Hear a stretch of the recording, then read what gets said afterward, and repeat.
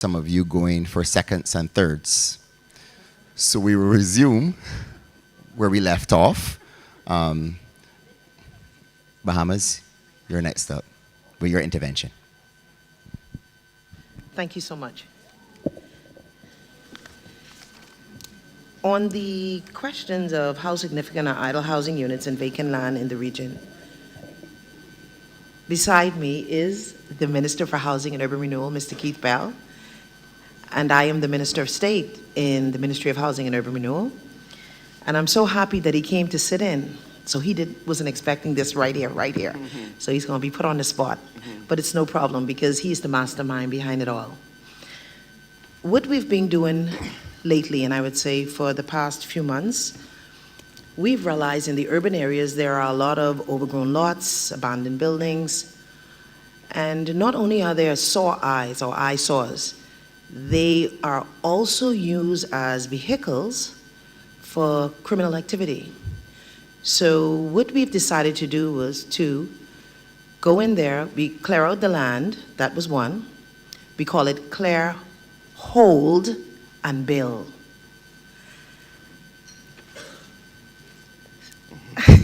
So with the cleared land, what we've learned through, he'll explain more, but I just wanted to get this little portion out.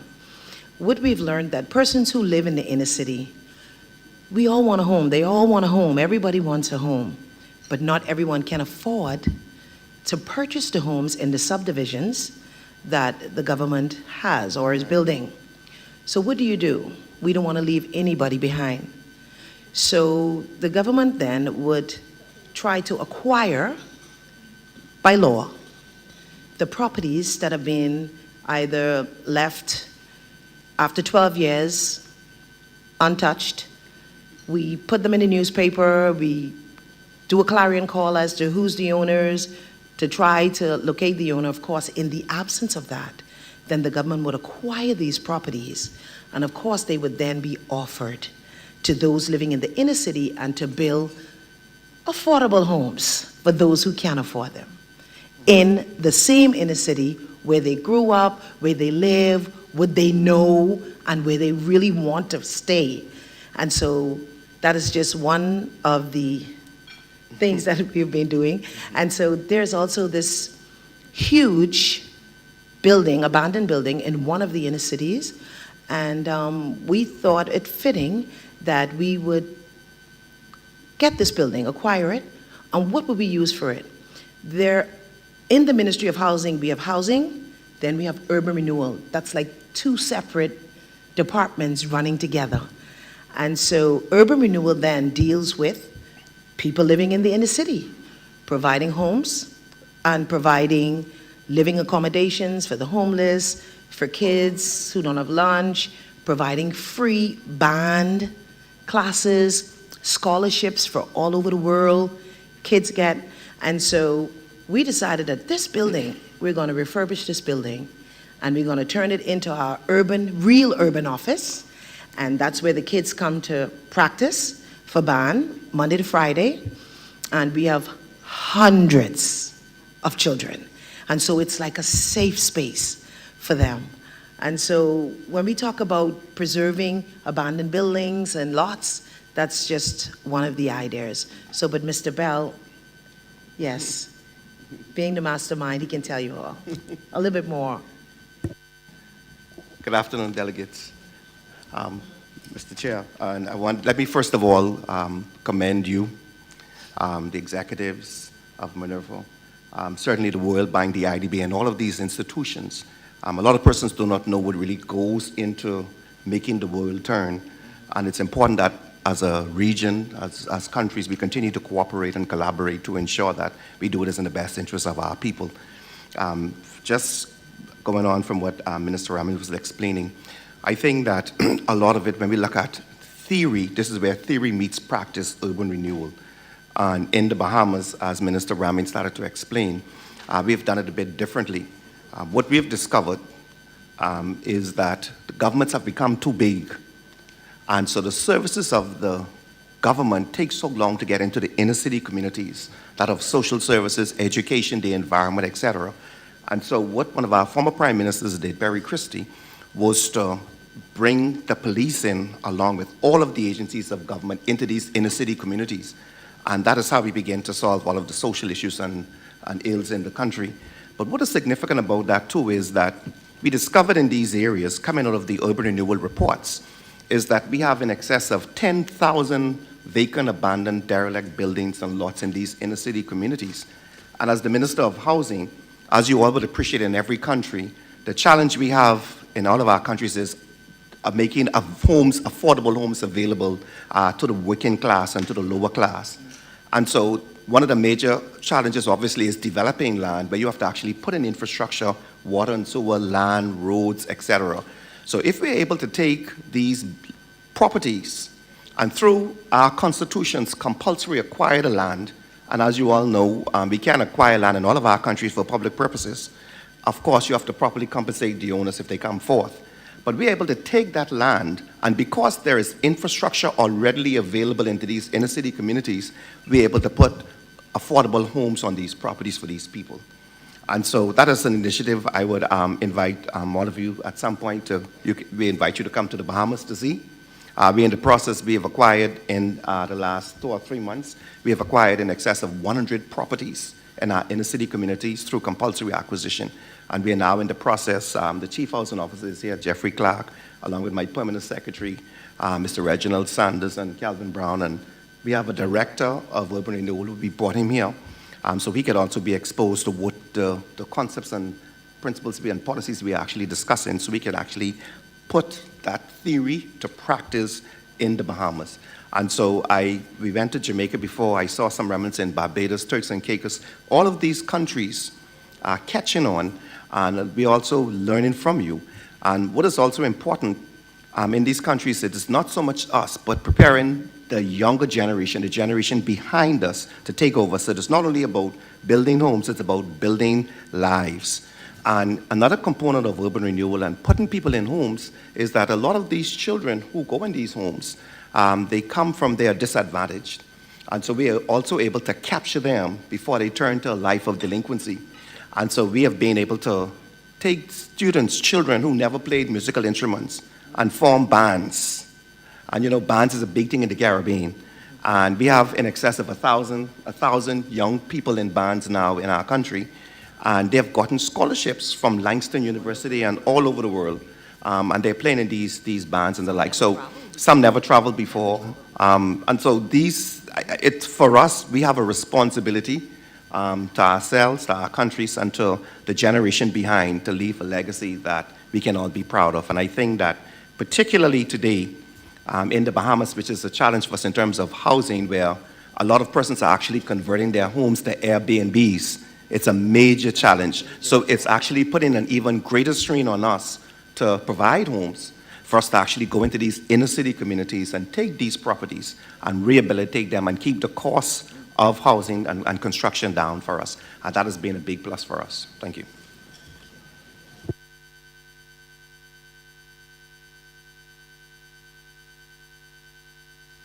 Okay, thank you so much for that intervention. Ecuador. Hola, ¿cómo están? Buenas tardes. Primero, muchísimas gracias a Barbados por la hospitalidad, por tenernos aquí en tan hermoso lugar. Yo quiero un poco comentarles qué es lo que estamos haciendo desde Quito, desde Ecuador. Primero, decirles que yo vengo del sector privado del desarrollo inmobiliario y hoy tengo la suerte de servir al país en el Ministerio de la Vivienda, de Desarrollo Urbano y Vivienda. Y en ese sentido, lo que hemos tratado es de justamente tomar la data que nos decía Diego Aulesti hace un momento sobre qué es lo que está pasando con el vaciamiento de las ciudades y empezar a buscar varias iniciativas que nos permitan solucionarlo. En eso estamos con un modelo que creemos que va a poder cambiar no solamente al Ecuador, sino que va a ser un modelo para la región, como lo hablábamos hace un momento afuera con Diego también, y es que tenemos una avenida icónica en la ciudad de Quito que se llama 10 de agosto, que se ha vaciado completamente porque el Estado sacó todas sus oficinas públicas de ahí y las mandó hacia unas plataformas específicas. Eso destruyó la vida por completo en la avenida y la gente empezó a irse a vivir en otro sitio. Entonces, ¿qué estamos nosotros haciendo para, utilizando los bienes públicos, empezar a dar más vivienda? Hemos conversado con varios desarrolladores inmobiliarios grandes del país para que todos los espacios públicos, en este caso edificios que tenemos muy grandes, que están hoy abandonados, pasen a ser un desarrollo inmobiliario de vivienda, en especial vivienda social muy pequeña, también tomando en cuenta cómo ahora funciona el tema de las familias. En Ecuador la gran mayoría son familias de 1 y 2 personas, no más que eso. Entonces estamos pensando en ese tipo de soluciones, pero ¿qué es lo que estamos pidiendo nosotros a cambio? Nosotros estamos pidiendo que el desarrollador inmobiliario nos ayude a hacer la regeneración urbana de la zona en la que se va a intervenir. Es decir, el costo de todos los edificios de estos, en vez de que el Estado los reciba en monetario, los va a recibir en obra, permitiendo que otros lotes que ya no son propiedad del Estado se beneficien de este modelo. Adicionalmente, también hemos pensado mucho en que esto necesita un financiamiento especial y para eso hemos creado una certificación verde, estamos terminando de crear una certificación verde propia, que es muy similar a lo que hace Edge, pero se va a llamar Casa Ecuador. Esta certificación va a tener una puntuación especial para todo lo que es reutilización de vivienda, y más aún en el caso de que sea vivienda social. ¿Qué es lo que les vamos a dar a estas personas, como a los desarrolladores, como incentivo para que sigan haciendo esto? Es créditos a muy bajo costo. Esto nos va a permitir a nosotros que muchas más personas se metan en esta dinámica de volver a poblar las ciudades, porque creemos que justamente ese es el reto, que todo el mundo empiece a dejar los extramuros, que le llamamos nosotros, y vuelvan a las zonas que están pobladas, que tienen infraestructura, que tienen absolutamente todos los servicios, en el caso de Quito, utilizados al 30% en la zona consolidada, mientras la ciudad sigue creciendo en su mancha urbana. Entonces, con estas iniciativas queremos empezar a hacer ese cambio. Queremos empezar a hacer lo que mucho se ha hablado en esto, y nosotros desde Ecuador queremos ahora sí tomar el toro por los cuernos. Empezamos con esto probablemente en enero del próximo año y queremos ya el próximo año venir y contarles aquí cuál ha sido el resultado, porque yo sí les quiero animar a que empecemos a hacer estas cosas. Creo que está en nosotros empezar a hacer las cosas mucho más ágilmente y sin miedo, porque yo entiendo que muchas veces pensamos en cuál va a ser el costo político de ciertas decisiones que tomamos. Sin embargo, creo que debemos sacarnos eso de la cabeza y más bien ver cuál es el beneficio para la gente, que es lo que ustedes conversaban hace un momento, y es poner al ser humano nuevamente como el centro de la planificación. ¿Cómo se hace eso? Haciendo este tipo de cosas. Si nosotros no ponemos un ejemplo grande, fuerte, que nos permita que el resto vean las cosas, no vamos a poder salir adelante, a pesar de todas las conversaciones que tenemos. Entonces, desde Ecuador quiero primero ser parte de la mesa en la que han estado trabajando sobre eso. Hago mea culpa de no haber estado desde antes, y creo que es importante que podamos trabajar juntos, pero que sí tengamos la valentía de empezar a hacer las cosas. Eso, muchísimas gracias.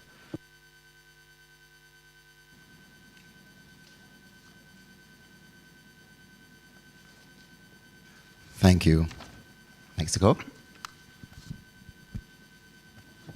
Muchas gracias, y quisiera empezar agradeciendo la hospitalidad que han tenido para todos nosotros y transmitirles un saludo de parte de la doctora Edna Elena Vega Rangel.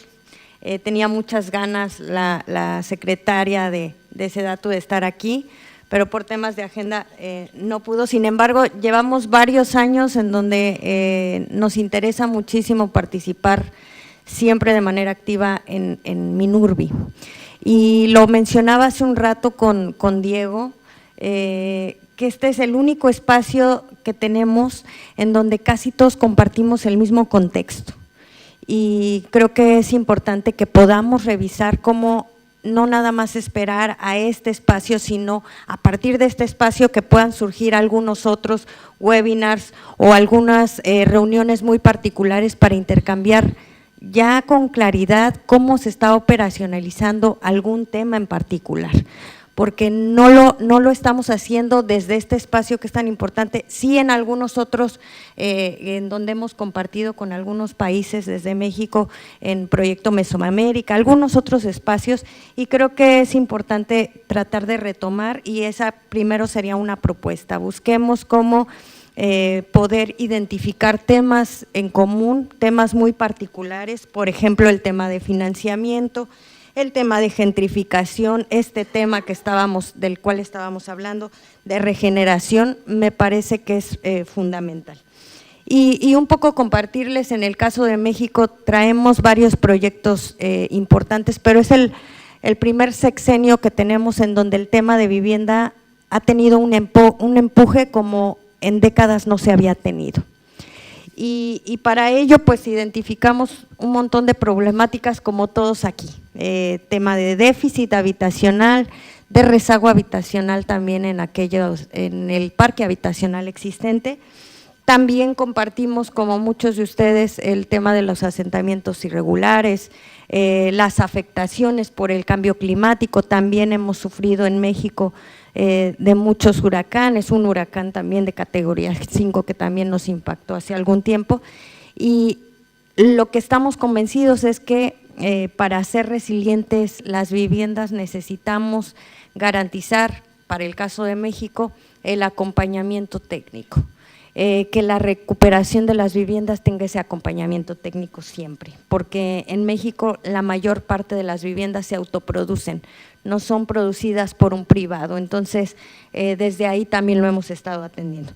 Pero regresando un poco al tema, nosotros pensamos que sí es muy importante tratar de recuperar los espacios en la ciudad central. También estamos sufriendo de este abandono al interior de las ciudades, sobre todo en zonas, en centros históricos. Y ahí también quisiera mencionar pues que es muy importante que pudieran compartirnos quienes tengan ese tipo de experiencias, cómo lo están haciendo, porque sí que el tema de la normatividad, cuando se está hablando de viviendas catalogadas con valor patrimonial, por supuesto que es muy rígido, pero lo platicábamos Diego y yo hace un momento en la comida, qué tanto realmente estas políticas urbanas realmente no están teniendo un factor mucho más negativo al expulsar a la misma población por no poder atender el tema de la regeneración de su propia vivienda.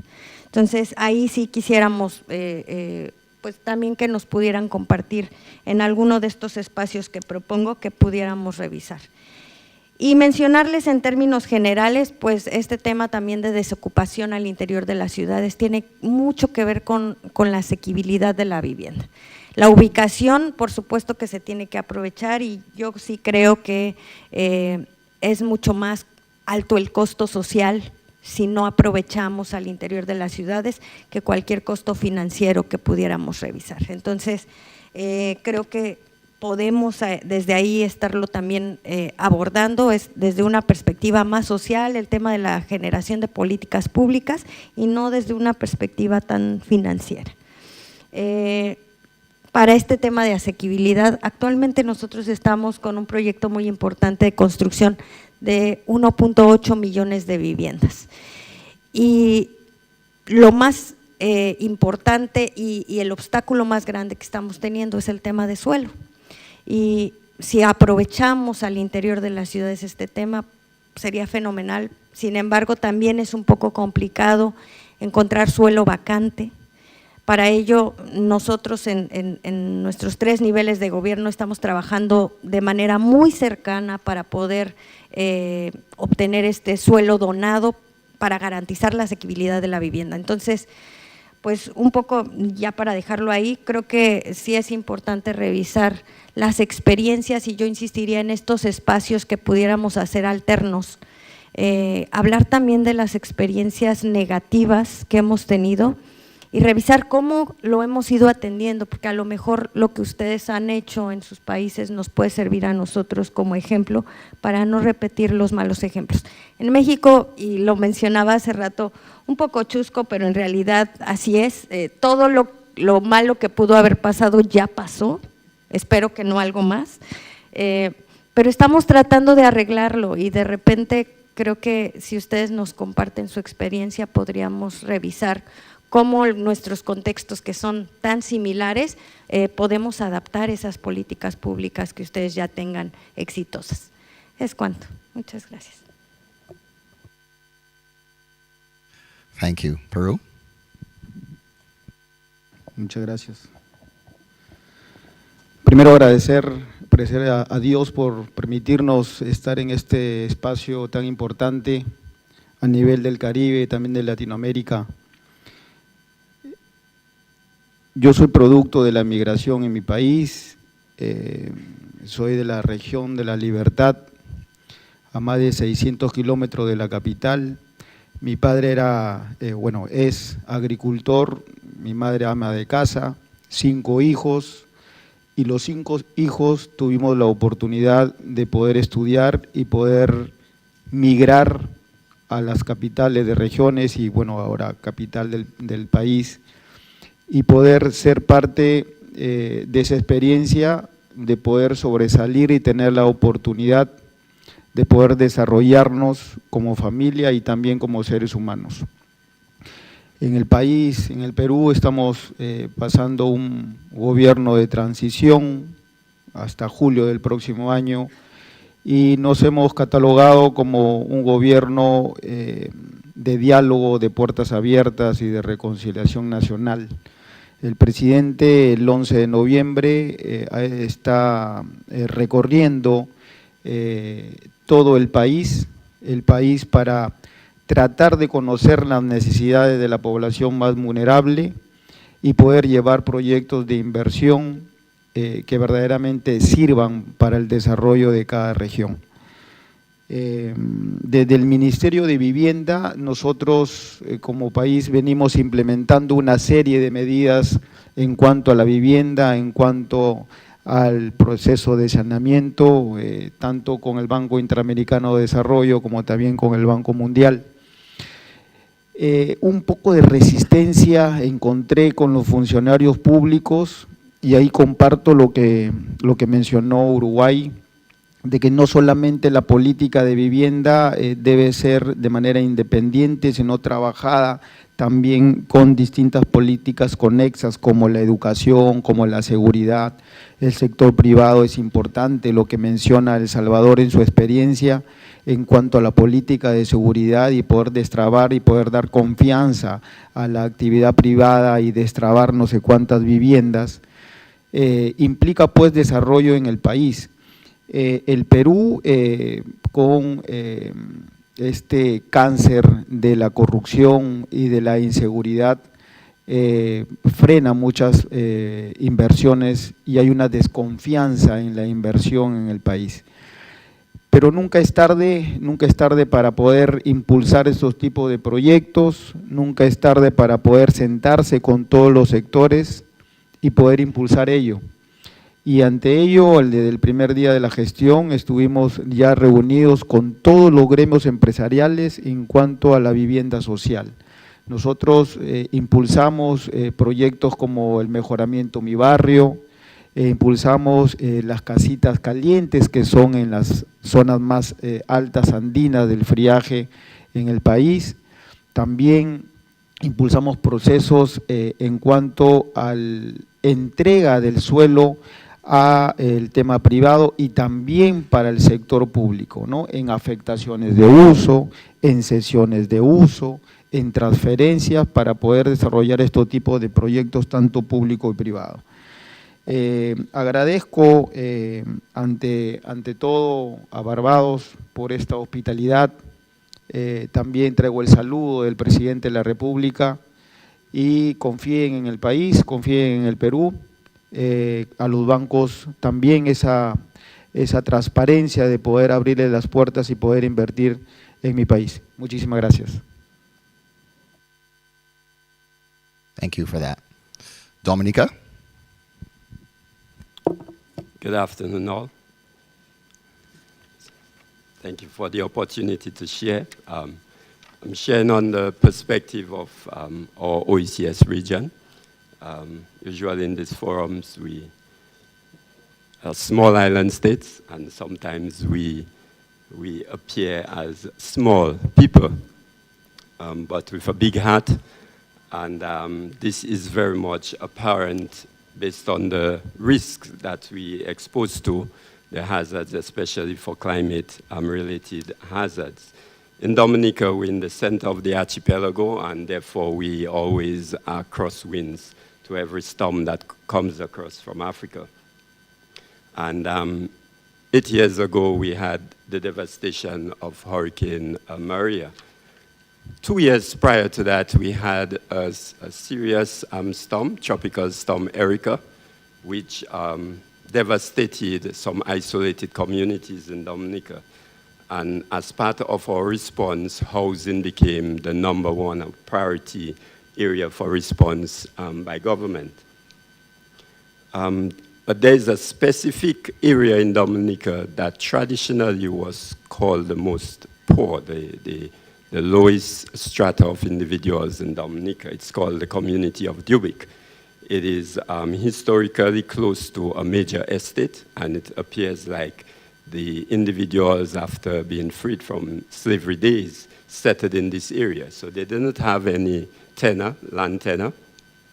They were just squatting on lands. It was running right through a river. And so over the years, poverty has built in that community. Many interventions were made to try to address, but we know what happens when we allocate a lot of our financial resources to address issues. Most of it goes in consultancies and to other non-entities, but the direct impact on the individuals are never felt. And so we decided to look at the situation and make changes. And so we responded to housing. So we went ahead after Erica and we relocated the individuals into a new community, nearby community, and built some homes from them. Thanks to, in honor of Hugo Chavez, who helped to finance the Petrocasa under the Petro-Caribe agreement, we got some funding to actually do that. And lo and behold, Hurricane Maria came and just compromised all these houses and the lives of the individuals. So we were building houses all over Dominica, and we decided that we cannot leave these individuals in these conditions. Some of the statistics around these individuals is that they had the lowest education attainment. They were very poor. Most of them were unemployed, and their major form of employment was farm labor on other person's farms. The remote location, so transportation costs to access services, was very much expensive for them. And so you had a very depressed community emerging out of that Dubic community. So we resettled them. And this is, the picture you are seeing is what is existing right now. There's a timeline there for this year. We started this project in 2022, and we are almost ready to complete. Actually, we are 1 month short of handing the people over the homes. What we have done is to reach to that stage is that we use the resources under our CBI program. We partnered with private sector individuals, builders, contractors, developers, and they literally finance, build, and hand over these under the CBI program to the government of Dominica. And we have 98 homes there. What you see in this development, there is a police station, there is a fire station, fire and ambulance service station, center. There's a new magistrate's court. There's a playing field area. There are 26 shopping areas. There is a church. There is a community center. And there is a hurricane shelter for neighboring communities. And the homes are built under our new resilience standards based on the harmonized OECS building codes through help with the World Bank in developing this. So these are our resilient houses that we build for the community. But what's happening is that each of these homes are a minimum of around $150,000 to 400 EC dollars thereabouts.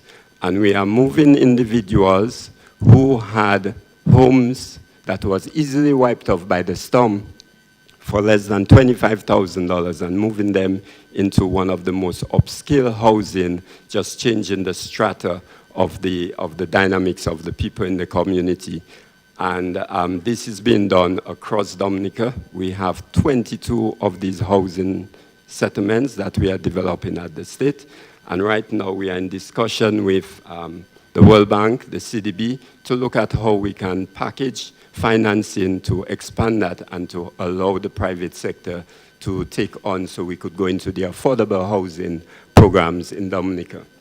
So this is just an example of how social change can happen through housing and the direct impact and relation between housing and the lifestyle, the livelihoods of people. And we're hoping that with proper financing and packaging, we'll be able to address, because why we're required to do those things is simply because the threat of climate change is ever present, and we always are shocked by the outcomes of this. Thank you.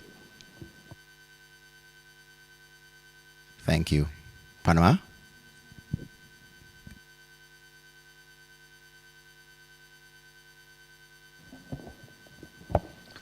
Muy buenas tardes. Quiero agradecer en primer lugar a todas las autoridades que nos acompañan, al presidente del MINURVI, muchas gracias por la hospitalidad, a las organizaciones internacionales y la banca multilateral que son nuestros asesores y nos apoyan en esta difícil tarea de sacar adelante nuestros países. Este es un espacio de reflexión, de compartir, y a mí me gusta mucho que nos saca de lo cotidiano, nos da la oportunidad de revisar todos estos números que elaboran desde CEPAL, que nos dicen desde hace muchos años qué era lo que podía pasar, en qué cosas acertamos, en dónde fallamos, pero siempre hay una nueva oportunidad de sumar esfuerzos y definir una nueva estrategia para abordar estos problemas cotidianos. Tal como muchos de los países de aquí, Panamá enfrenta enormes desafíos en el crecimiento disperso que ha tenido. Panamá ha tenido un crecimiento sostenido en los últimos 20 años y esto se ha manifestado con la producción de mucha vivienda, pero en su mayoría vivienda mal ubicada, vivienda donde no hay servicios básicos, y esto genera una problemática social y económica muy grande. Por un lado, el país no le puede hacer frente a los enormes costos de llevar los servicios posteriormente a estas viviendas, y esto afecta a la calidad de vida de las personas. Quienes pasan muchas horas en el tráfico no tienen las mismas 24 horas que el resto de las personas para poder desarrollarse.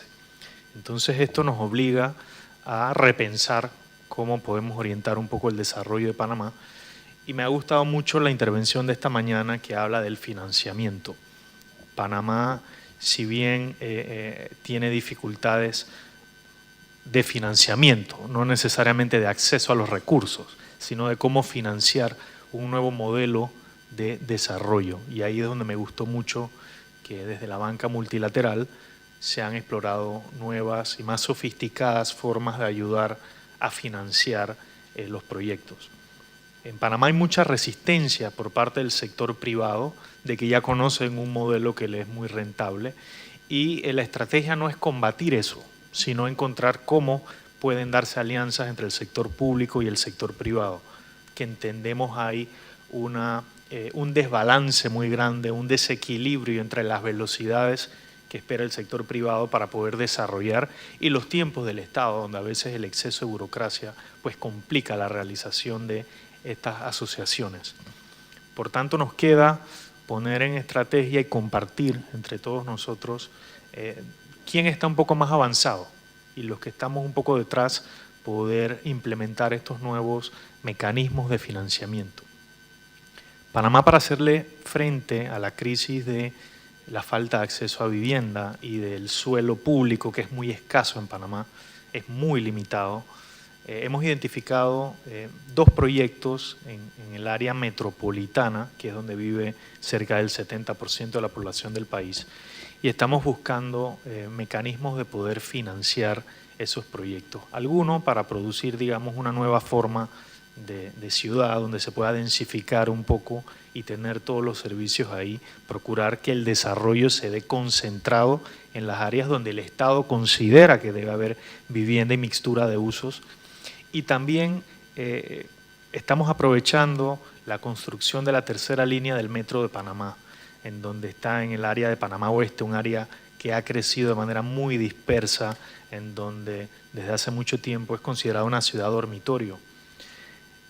Con la construcción de esta línea del metro, que está prevista finalizar en los próximos 2 años y medio, estamos trabajando en el desarrollo orientado al transporte, un modelo que ha sido muy exitoso en países de Asia para poder densificar el suelo y utilizar el suelo como una moneda de canje para poder financiar las obras.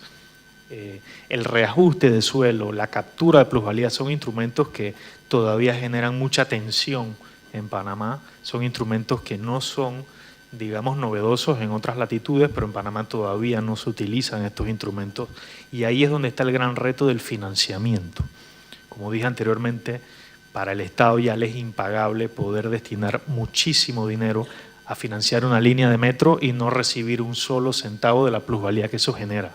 Por tanto, ahí estamos trabajando con organismos internacionales y la banca multilateral buscando armar esas estrategias que nos permitan poner los incentivos adecuados para que el sector inmobiliario pueda ser partícipe. Es crucial en el desarrollo de nuestro país.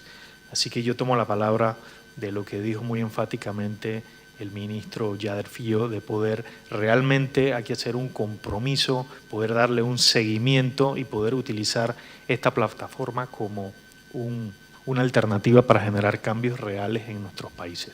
Así que con mucho gusto de poder compartir lo que estamos haciendo en Panamá y también de recibir por parte de quienes tienen más desarrollados estos mecanismos de gestión del suelo y de financiamiento su contribución. Gracias.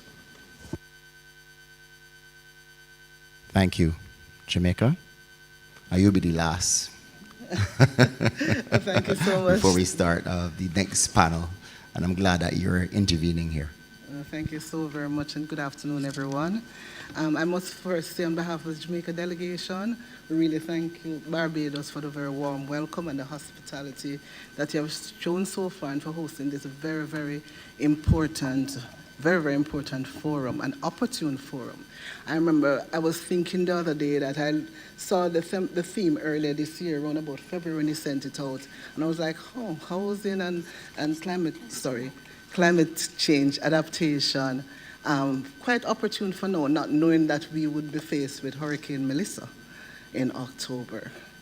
And you can imagine what it was for us watching it move extremely slow in that direction below the island, and at some point not knowing where it is going to turn. You know, so at that point, you can imagine us just looking at it coming to us. But basically what it is saying is that climate change is real, and I know we have been speaking about it for a while. It has been a discussion, a topical area for many years and so on. But we're at a point now, and you mentioned the new urban agenda and the way forward for the next 10 years, where it has to be front and center, particularly for our region, and even more particularly for small island developing states. We're very vulnerable.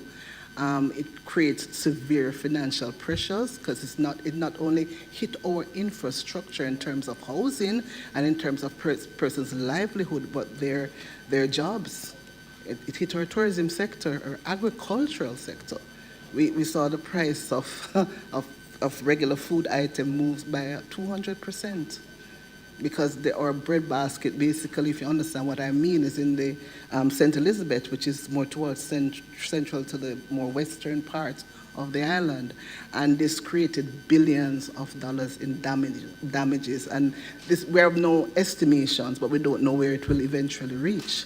And what it has opened our eyes to note, and in the discussions there was quite interesting hearing the various experiences and how we move forward, is that we have to look at housing way beyond even just water and infrastructure, but even the matter of debris. The other day, our Prime Minister was speaking about having to move 146,000 truckloads just to move debris, and then where are you going to put it? You know, and it is really now that we're focusing, I think it is really important that we, as Latin America and the Caribbean, and considering that that is impacting us now in so many ways, that we really is a call for action, and we have to look really seriously at what we're doing. And I'm very, very happy that, you know, for the partnership has been really overwhelming for Jamaica, and we're so grateful to our Latin American and Caribbean brothers and sisters, to the Inter-American Development Bank, the UNDP. If I'm to call names, I don't want to miss any, but we are very grateful for that on behalf of our country. But we really need to look at how are we going to move forward in financing, mitigating, first of all, and I heard it mentioned that we can't just think of, we have to mitigate, not just say, okay, we're going to do certain things, but go even further than that. Our devastation, the other thing, there was mentioned also in the finance discussion this morning, where we built not for Category 5, because even our structures now that are built to our code, we may have to revisit that. And even those buildings that are demolished, we have to consider how we build going forward. And the hurricane season is June 2026 again. You know, so it is it is something that we're faced now with our devastation in Jamaica. We are grateful for everyone coming in, but we have to look at that. We have to look at the coordination of even doing all of that within a certain time. And maybe we may even have to think about, okay, look at our shelters. We build shelters that are more long-term than short-term, you know, but what will come out of anything like this, you always have opportunities and cause us to reflect and move forward even better. And I'm happy and know that we as a group, as Latin America and the Caribbean and MINURVI, will certainly gain enough experience, even from Jamaica's standpoint, which I'm sure it will at least bring forth some lessons learned, how better we can do things in the various negotiations. Maybe we have to look at the financial instrument when we negotiate with the various international organizations and so on, to see how best we can work together to build our region. So I'm happy for the discussion. Thank you so very much for hosting, and look forward to even further discussions as we go forward. All right, thank you. Thank you so much. Now I know everyone wants to speak and intervene, and I must say that this is what this is about. This forum, engaging in robust debate, intervening, coming up with solutions to common themes. But we have 2 more panels, so everyone will get a chance to intervene. The next panel is going to be moderated by Claudia Magalhães. Magalhães. And she will be introducing the Housing Yearbook for Latin America and the Caribbean. Thank you. I will switch to Spanish in a little bit, but I wanted to, on behalf of CAF, send a very thank you and appreciation for our host and our minister and all his team for welcoming us and prepare all this. So many thanks for that. Many thanks for all the ministers and authorities in housing and urban development that are here. I will say to Spanish now. Estamos muy felices de poder presentar hoy la segunda edición del anuario de América Latina y Caribe de vivienda, realizada junto al Lincoln Institute of Land Policy. Esta es una iniciativa que forma parte de la nueva estrategia de vivienda de CAF, que se ha desarrollado en conjunto entre nuestros brazos público y privado, en el reconocimiento de que la magnitud del desafío, como venimos conversando durante el día de hoy, necesita la colaboración de todos los actores de la cadena y del ecosistema.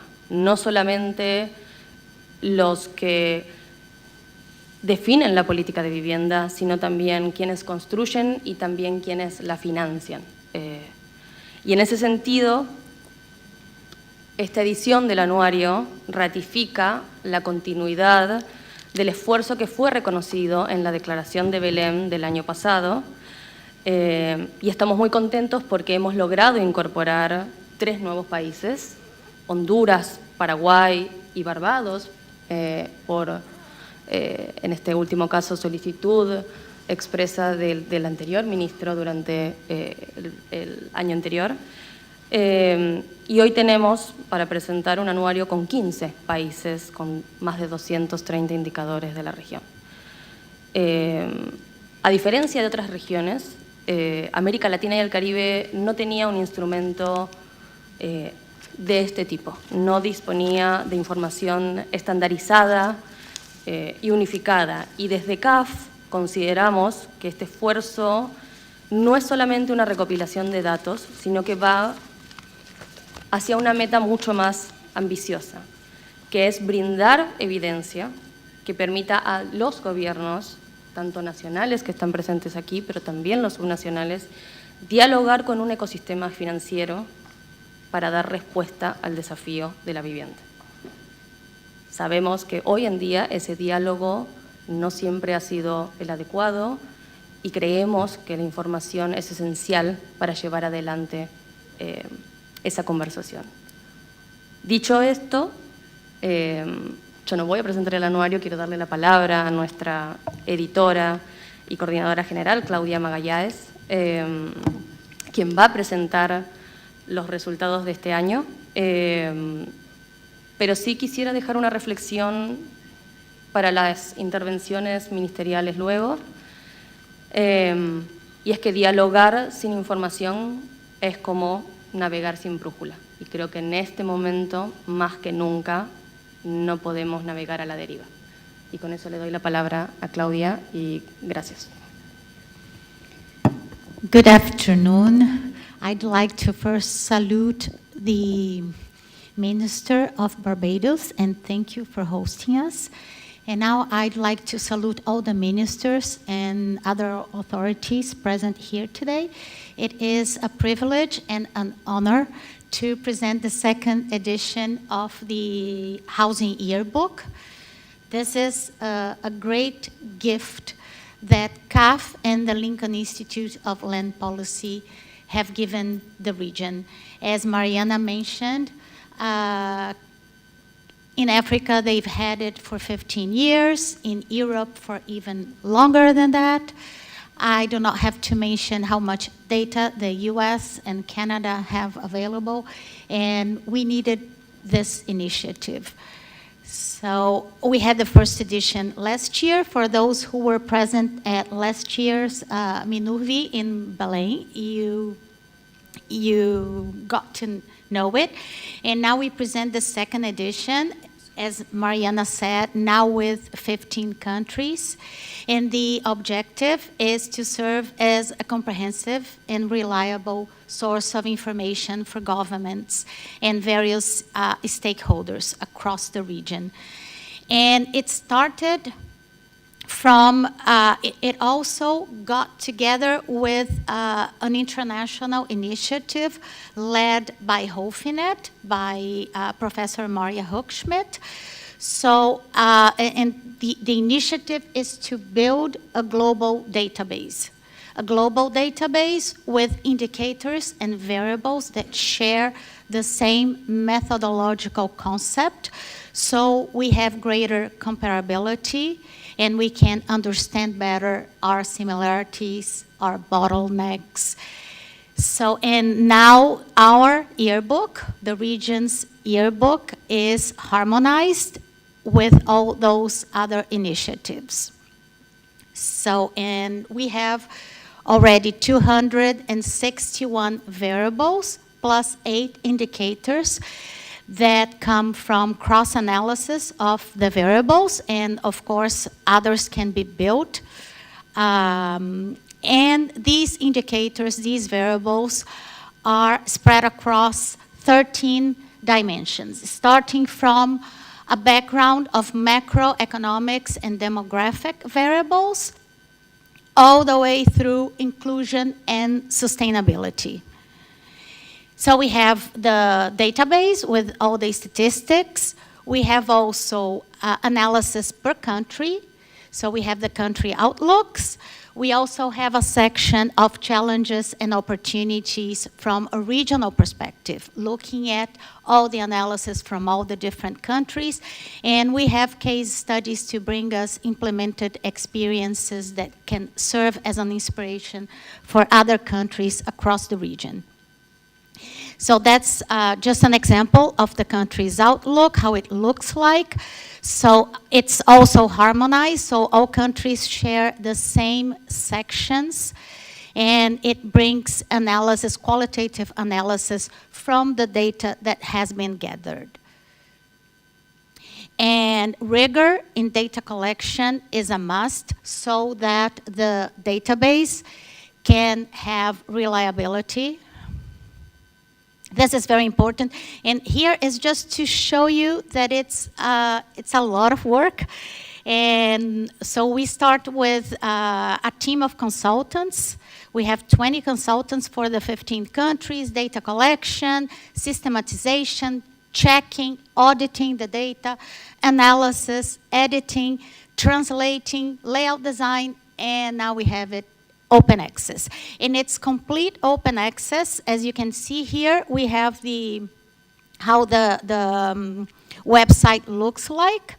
And once you get into it, you'll see that you can search by topic, by country. You can download the yearbook, but you can also do customized search. So here are examples of how to do it by country, by topic, by variable, by dimension. And also the most beautiful part of it, I think, is that it is completely transparent. So when you look at a variable, you have the source of it. You also have any other additional information that is needed and the methodological note, so you know exactly what the data is showing you. And, oops. And also you can, the data system supports data visualization, so you can generate graphs also in a customized manner. You can choose what it is that you want to see. So for example, here we have a chart of unoccupied housing rates. We have comparison of housing stock with electricity and with water. So it's all customized and very user-friendly. And here, some highlights of the latest edition of this year. So we have housing deficit in relation to housing stock, showing how the different deficits behave in terms of relationship to the stock. So just to give an example, in most of the countries, the qualitative deficit is much bigger than the quantitative deficit in relation to the stock. So that relates to what Minister Jader was talking about earlier, of having a policy that caters to this type of deficit also. We have rate of change of price indexes, both for sale and for rental. And it shows how, in most cases, the prices have risen above inflation rates. So that also reinforces the fact that affordability is under a lot of stress across the region. We also have credit interest rates. Here we have a comparison of average housing mortgage rates, subsidized fixed rate mortgages, and average overall credit rates. So it shows that across the region, generally mortgage rates are below average overall credit rates. And that comes from two reasons. First of all, in case of mortgages, we have collateral, so the risk is less and rates can come down, but also from the funding sources that we tend to use across the region. And also subsidized mortgage maximum income deciles, showing the income deciles that are served by subsidized mortgages. Also something that tells us that much is yet to be done in terms of targeting. And that's it. Thank you so much for your attention. I hope to see you all in our database system, and please send us any suggestions you might have for improving it. Thank you so much. Gracias, Claudia, por la presentación. Solamente comentarles que tanto esta edición como el anuario del año anterior serán enviados a cada uno de los ministros, con lo cual lo recibirán en el transcurso de lo que queda del año e inicios del año siguiente para que tengan una copia. Pero de todos modos reforzar esto que mencionaba Claudia, ya está esa información cargada y disponible en el sitio web que mencionábamos antes. Y quisiera abrir la conversación y escuchar un poco el feedback de los ministros y las autoridades sobre principalmente los desafíos que han encontrado sobre el tema de la asequibilidad de la vivienda en sus países. ¿Cómo creen que esto puede compararse con sus pares regionales y qué factores específicos creen que intervienen en esta dinámica en sus países específicos? ¿Cómo están abordando el desafío de expandir el acceso al financiamiento de vivienda, sobre todo considerando algo que no hemos mencionado, pero que el artículo, el anuario menciona, y es que casi o más de la mitad de la población económicamente activa lo hace en condiciones de informalidad laboral. Y eso es un gran desafío para la estructuración y el diseño de productos financieros específicos que puedan acompañar a esa población que no está formalmente inserta en el mercado laboral. Y finalmente, la tercera pregunta orientadora se vinculaba a cómo podían los países fortalecer políticas y reformas normativas que permitan el acceso al suelo, al buen suelo urbanizado, que permita, sobre todo, considerando la incidencia del precio del suelo en el precio de la vivienda final, cómo desde los gobiernos, tanto nacionales como subnacionales, podemos tap into, es la palabra que tengo en mente, ese banco de suelo disponible y bien urbanizado, especialmente para estas poblaciones que de otro modo no llegarían sin nuestro acompañamiento. Pero dejo aquí mis aportes y espero sus intervenciones. Muchas gracias.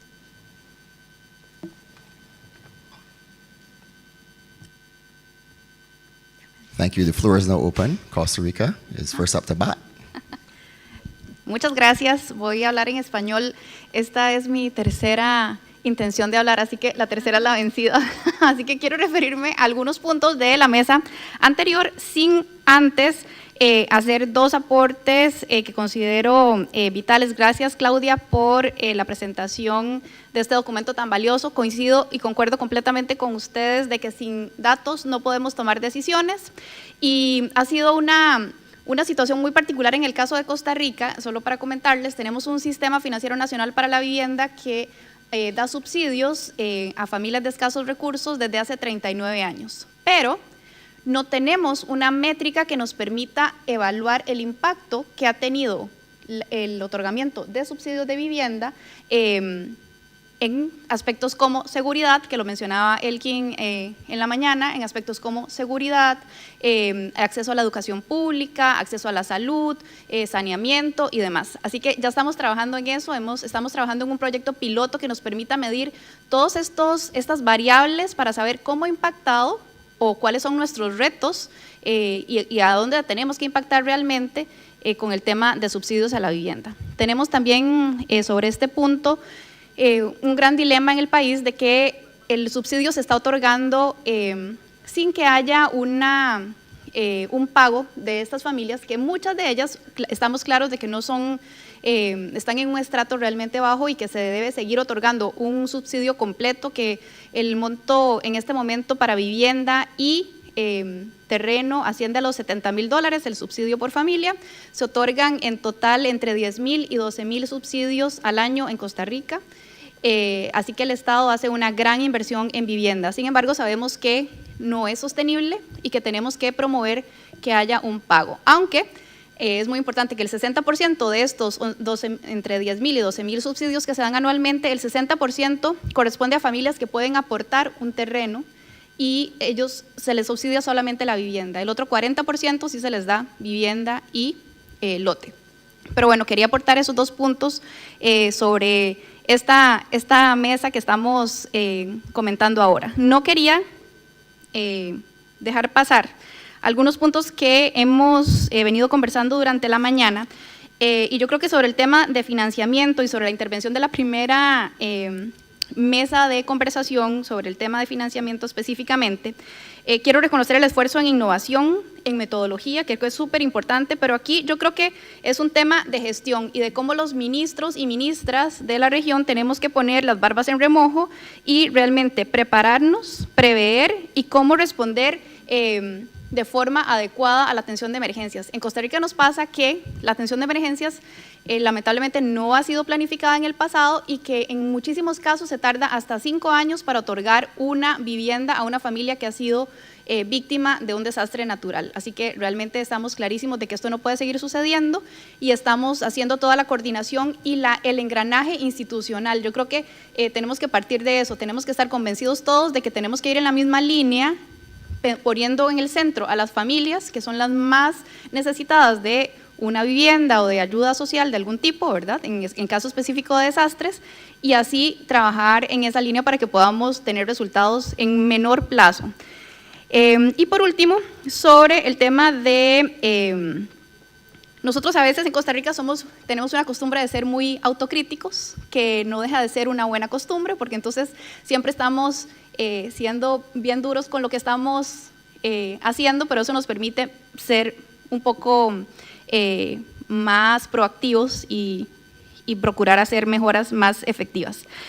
Hemos tenido un sistema que ya lo mencionó la señora ministra en la mañana, que se llama Vivienda Urbana Inclusiva y Sostenible, que si bien es un proyecto piloto y no ha avanzado y no ha arrancado como quisiéramos, hemos hablado con algunos desarrolladores de vivienda que sí han tenido la oportunidad de desarrollar este tipo de modelo, y los principales retos que ellos identifican es que falta engranaje institucional y de gobiernos locales.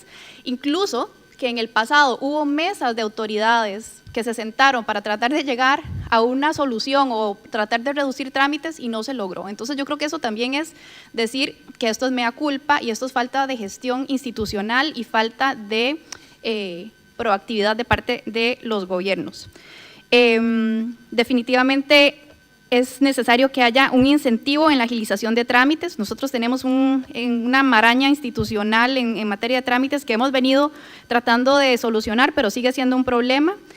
Y hablar también de temas que son claves como la disponibilidad del recurso hídrico y la implementación de nuevas leyes y reglamentos que se han venido incorporando. Y entonces, por ejemplo, nosotros ahora estamos trabajando en ver cómo incorporamos a las municipalidades en un proyecto de vivienda municipal, que lo que procura es que las municipalidades tengan un rol activo y que dejen de ser tan dependientes de que haya financiamiento de proyectos específicos en sus cantones o en sus municipios, y que más bien ellos sean proactivos, conocen las necesidades de su comunidad y entonces puedan tener mejores soluciones para sus familias.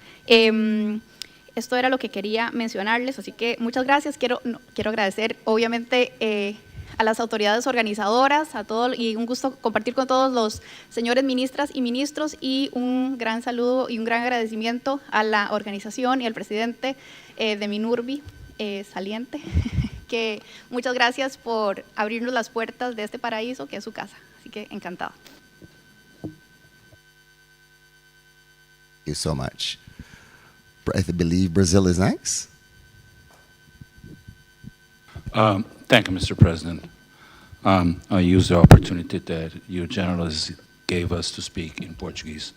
So those of you who are almost everyone in the room but myself who don't speak Portuguese, please use your headphones. Obrigado. Em primeiro lugar, agradecer ao CAF pela apresentação e pela disponibilização desse relatório, estender esse agradecimento ao Instituto Lincoln, que eu entendo foi parceiro na sua elaboração. Eu nem meus colegas de ministério ainda tivemos oportunidade de ler, mas eu acompanhei com atenção a apresentação da Cláudia Magalhães e a moderação da Mariana na apresentação do relatório de seus elementos.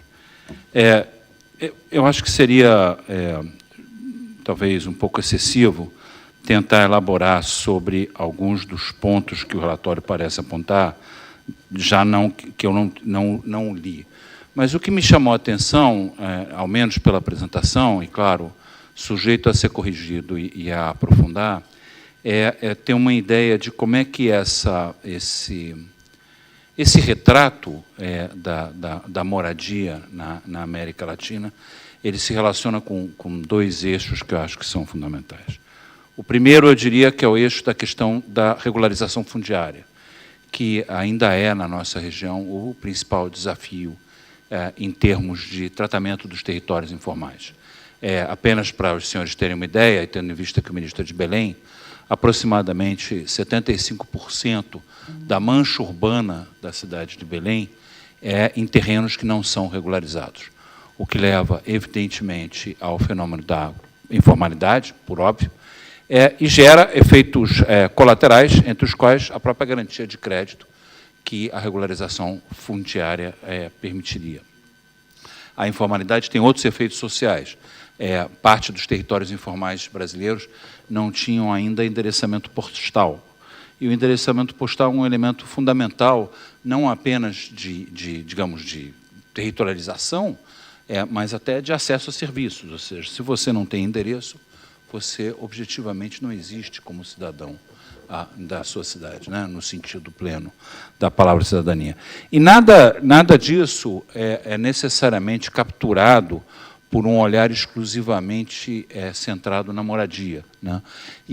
Portanto, a ideia de como é que você olha o território, incluindo mobilidade, saneamento, serviços de saúde, escola, etc. Ou seja, o território, sim, é um pouco reproduzindo o que eu acho que foi a ministra do Uruguai disse hoje mais cedo, é indissociável o direito à cidade e o direito à moradia, eles andam juntos. Cidade e moradia são elementos indissociáveis. E, portanto, essa era a primeira reflexão que eu gostaria de um pouco ouvir a reação do CAF, de quem elaborou o relatório. Eu fiquei curioso com uma segunda coisa quando eu vi que ele é um relatório modelado num modelo global.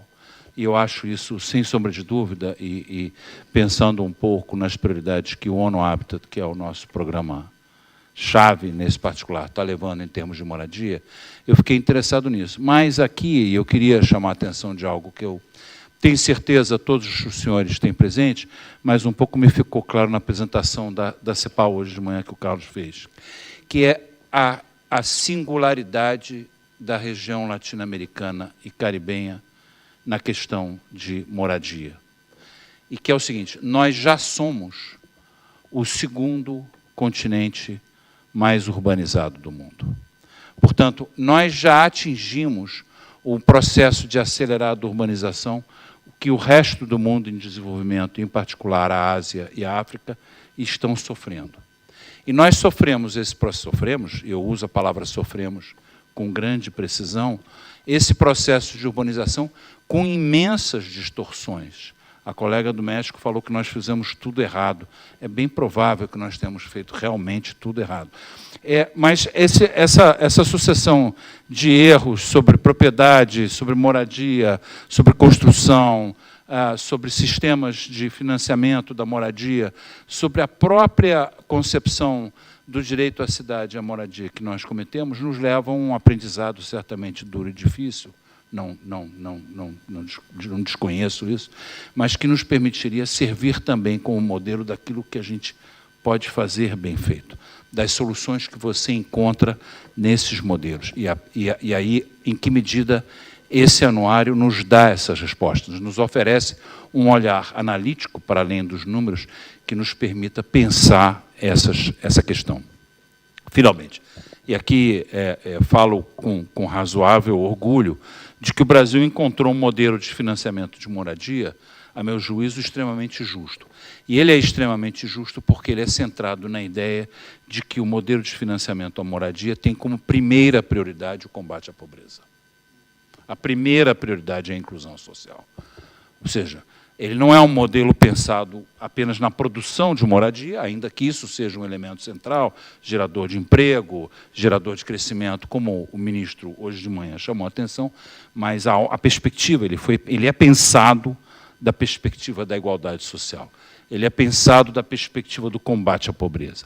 Ele é pensado da perspectiva da inclusão social, da inclusão de gênero, da inclusão racial, ou seja, que o motor do sistema de moradia é também um motor de transformação social. E esse é um motor, a meu juízo, fundamental na nossa região. A transformação social, ou seja, não é a moradia o desafio é a transformação social.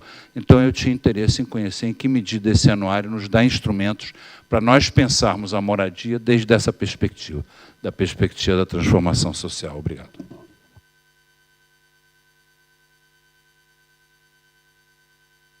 Thank you.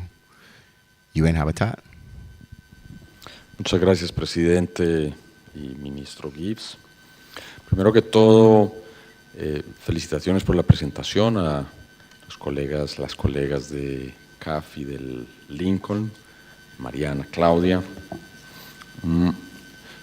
Quiero hacer varios comentarios. El primero, ese bien público, que de eso se trata, es también el resultado parcialmente de una interacción con MINURVI. Y si mal no recuerdo, Emil Rodríguez, MINURVI fue uno de los solicitantes de ese tipo de esfuerzos. Y ese hecho me parece que no es meramente anecdótico, nos dice también de el gran valor que tiene MINURVI como bien público regional, generador de nuevos bienes públicos regionales. El anuario, el trabajo sobre economía circular y vivienda que está liderando mis colegas de CEPAL, en fin, muchos otros.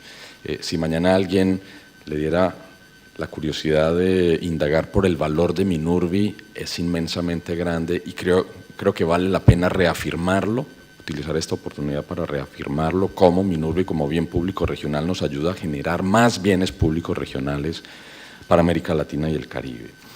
Segundo comentario, ya concretamente sobre el anuario en su segunda versión. Hemos estado, por supuesto, en conversaciones con CAF y agradezco la invitación, el interés para formar parte de ese esfuerzo. Cuenten con ONU Habitat. Hay un pequeño detalle que tal vez algunos de ustedes no conocen, y es que la directora del programa Lincoln Institute para América Latina y el Caribe, que inició ese proceso con CAF, se llama Ana Claudia Rosbach y hoy es nuestra directora ejecutiva. Entonces eso creo que ese pequeño detalle también nos acerca. Pero adicionalmente hay algo que está avanzando en este momento. Esta mañana mencionamos nuestra directora ejecutiva, yo mismo lo señalé y lo subrayé, sobre el proceso que está avanzando a nivel global de un mecanismo que crearon ustedes, crearon los Estados miembros, el Grupo Intergubernamental de Expertos sobre Vivienda Adecuada. Y ese grupo de trabajo, que ya lleva un año, y mañana, el viernes, entraremos un poco más en detalles, ya ha generado una serie de orientaciones estratégicas para los Estados miembros, para ONU Habitat también como secretariado. Dos de esas orientaciones tienen que ver precisamente con esta temática y ahí encuentro muchas oportunidades de convergencia. Lo primero que nos han pedido es ayudar a establecer un marco de monitoreo de vivienda. Digo ayudar a los expertos, a sus expertos y expertas que participan en las discusiones, y ONU Habitat hace las veces de secretariado. Nos han pedido eso, establecer un marco de monitoreo de vivienda, es decir, un esquema sobre cómo evaluar, cómo estructurar las diferentes métricas y, por supuesto, una sombrilla global.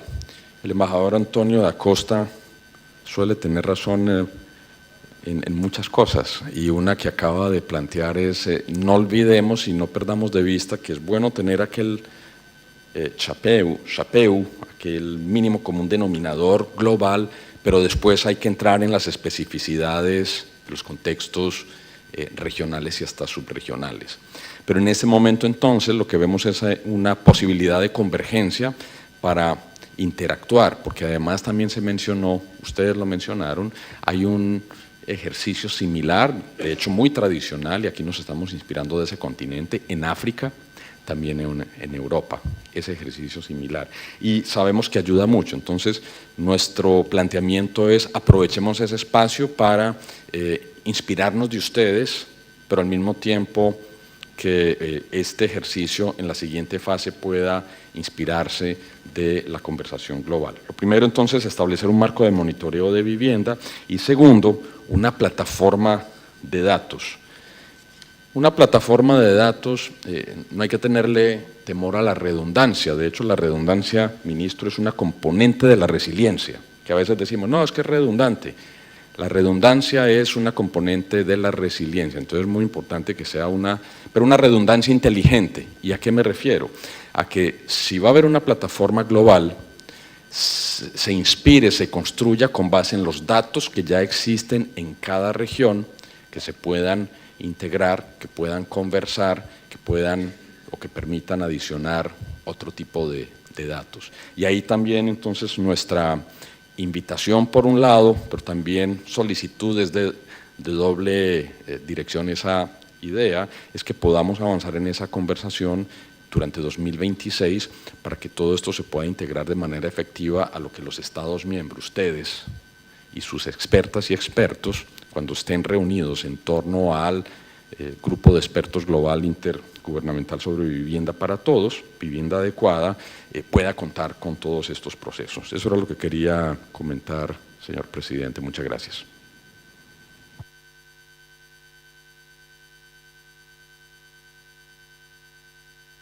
Jamaica? Thank you, Mr. President. I'll be very brief. First of all, I just want to commend you and congratulate you on the second edition of the Housing Yearbook for Latin America and the Caribbean, addressing informal housing, which, as you may be aware, is one of the challenges that we face in Jamaica. I just wanted to mention that for the past, I think about 3 or 4 years, we have embarked on doing a national, what we call squatter survey, where we're actually mapping every single where we are mapping every single informal settlement in the country. We are collecting demographic data, economic data, and it is also being spread out using the GIS platform and so on. So, considering that we had Melissa, that would somewhat delay us moving forward because the next parish would have been St. James, which was very hardly hit. How much?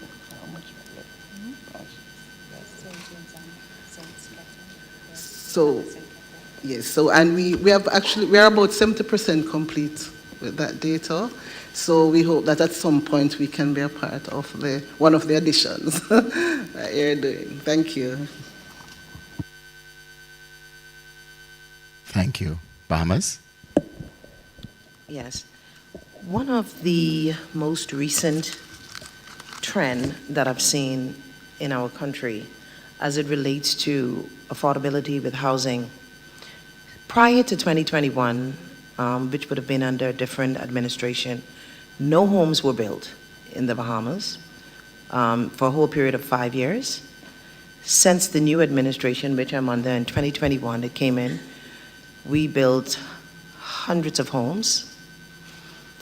But even then, we're still behind in terms of building more. I know that financing is one of the issues, of course, and we've developed relationships to do private government relationships. So we have private persons who are now excited to be a part of building these homes. Fine, so we've solved that part. Finding the funding, we're finding it. But what we're finding is most of the households in the Bahamas, 60% or more, are led by single mothers. With that said, most of these individuals have a number of consumer loans to the point where some of them are just bringing home about $300 a month. And we find that to be a great issue. I mean, while we sat around the cabinet table, and we could be upset with the banks, right? Private banks, because Our highest employment is our government. We have the highest rate of employment.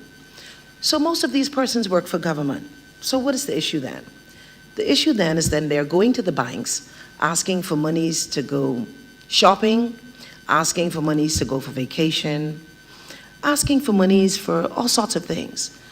And they're going here, there, everywhere. And the banks can literally see that this person has more than one loan, but do they care? No, because they know the money is sure. So they're still giving them that.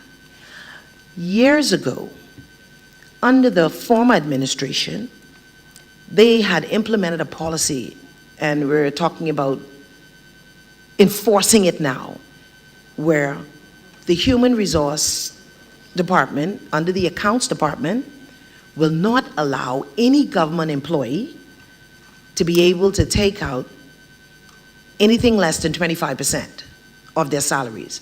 We know sometimes it seems strict and persons are saying, you can't tell me what to do with my monies, but what is it causing? Today, we have over 5,000 applications for homes. And the people are literally crying, oh, you don't want to give me a home. I have applied for 25 years, but for 25 years, your salary has been that. And you've been depending on the government for vouchers to take care of your family. You're coming to social services to help pay for your light, to help pay for your water, to help pay for your rent. And then you're saying, you don't want to help me. You're just picking who you want. No, it's because we tried to say to you, you're getting too many monies take out of your salary for consumer loans, and it's causing you not to qualify, even at our least.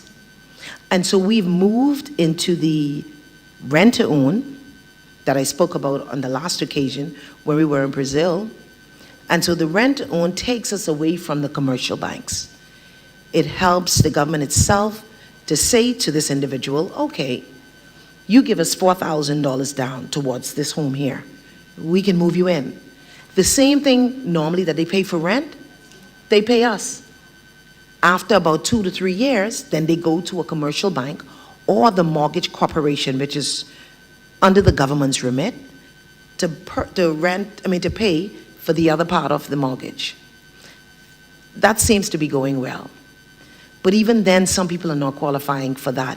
And we've allowed the rent-to-own, the qualifying factors are less stressed. And we try to help those who were living in the government rental units. Some of them have been for 40 years. We can't get them out. Some pay up to $250 a month. That's what the rent is. Some is $350, which is very small compared to the real rent in the Bahamas. And so what we did, we identified some of them. We said, you've been here too long. Come on this program. We want to help them to be able to have some sense of belongingness and ownership. But the greatest challenge is the consumer loans, and the commercial banks are not saying no to these people. And so a policy is going to be implemented, but we don't want to hurt them in terms of them think that we're trying to hurt them, but we're actually trying to help them. That we don't want nothing less than 25% being left then. And that's little. You could imagine just 25% of your salary being available to you. We're saying, please don't go over that. Some people are actually going over that, but it becomes a strain on the government. So, yeah. Thank you for that very pragmatic scenario, which I think we all face with our social services. I just want to make an announcement to colleagues that you're welcome to have coffee outside, but we're going to push through because we're a little stretched for time and we have another panel to get to. So, but you're welcome to get your coffee and come back inside. That's good? Okay. All right. So the last discussion is alternative financing mechanisms, and this will be introduced by Guilherme Gonzalez. I think my pronunciation is getting a little better as the evening goes on. Thank you. Robin, you will also be co-chairing.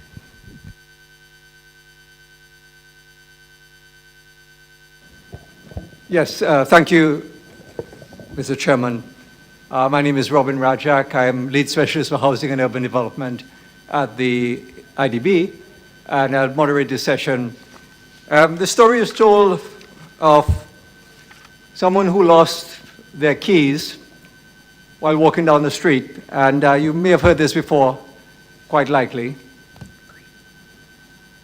And a passerby observes him, because it happened at night, looking under the street lamp. And he asked, assuming, well, did you lose your keys here? Do you think you dropped them here? And his answer was no, but I'm looking here because there is light here. This is the only part of the street where there is light. I said this because very often, and it's been 25 years since I first came to MINURVI, and I've seen policies repeated where, in my own country but throughout the region, where we are choosing to put housing developments and infrastructures, both hard and soft, wherever we happen to have land that is either cheap or publicly owned. And in the process, we're overlooking the cardinal rule of real estate, which is location, location, location. So today, we're exploring in this final panel some alternative ways of financing both housing and urban development in the locations that make sense, in the locations that are rational according to the behavior, the grain, as it were, of how ordinary people operate, why they choose particular locations. Much as we heard in the conversations, and there was so much contribution in the earlier sessions, when we were talking about recycling land that is already well located and making use of existing infrastructures, it's very clear that there is a very strong appetite across the region to work with that logic, that inherent logic of where does economic activity concentrate in our town centers, and where do people want to be located, in other words, not too far from where that is occurring. In doing so, we're going to touch in particular upon financing instruments that are linked to the inherent value of land. I believe it was Juan Clos, the former head of UN Habitat in one of the MINURVI's POS back in Buenos Aires. He pointed out some images of our cities and asked us to observe what do we see. And oftentimes, we are thinking in terms of the fiscal constraints, that we're cash poor. But his emphasis was that all of our cities are asset rich. There are many land and building assets that are under the control of the state authorities, either directly or indirectly. So when we look at land value related instruments of financing today, and I really look forward to hearing what you're trying in the region, the three determining factors that I think will come out. One is the control over government-owned land and property, both building and land, but particularly the prospect for a strategic management or an asset-based management approach to these real estate assets. We may have a lot of assets, but we don't treat them in that way. It is typical that public land is treated as a free ingredient and not as a strategic asset to be used very discerningly, distinguishing and classifying it according to its function in the vision of the government of the day and in the expectation of the people. Some assets having a predominant economic value and others being leveraged for social function. So that's one aspect of land value. The second is the state's power to regulate land uses, and in particular, the intensity with which land is used. I'm sure discussion will venture into that as well. The state not only controls public land and public buildings, but it has that power to regulate. Every private owner gets value out of their land according to the regulation. Now, I'm not suggesting that that should be administered in an ad hoc way. For sure, it should be administered with a strategic vision, territorial vision, and economic and social vision.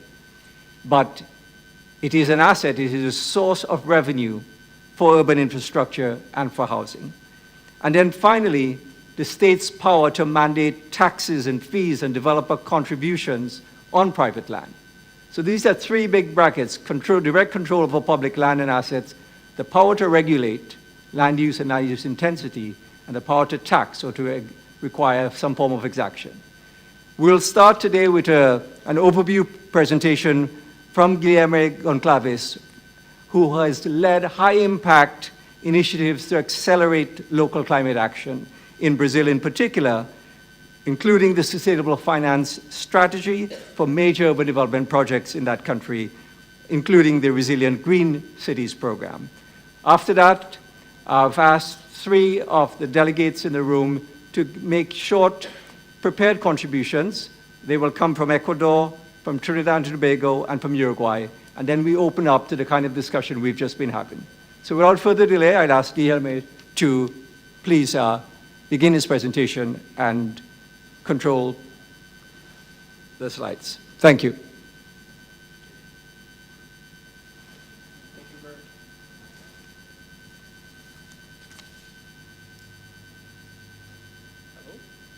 No. No. Wait, ahí. Hello? No, un momento. Tiene delay. There you go. Tiene delay.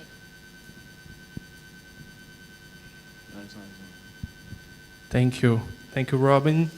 Thank you, Tatiana, for the invitation. It's a pleasure to be in my second MINURVI.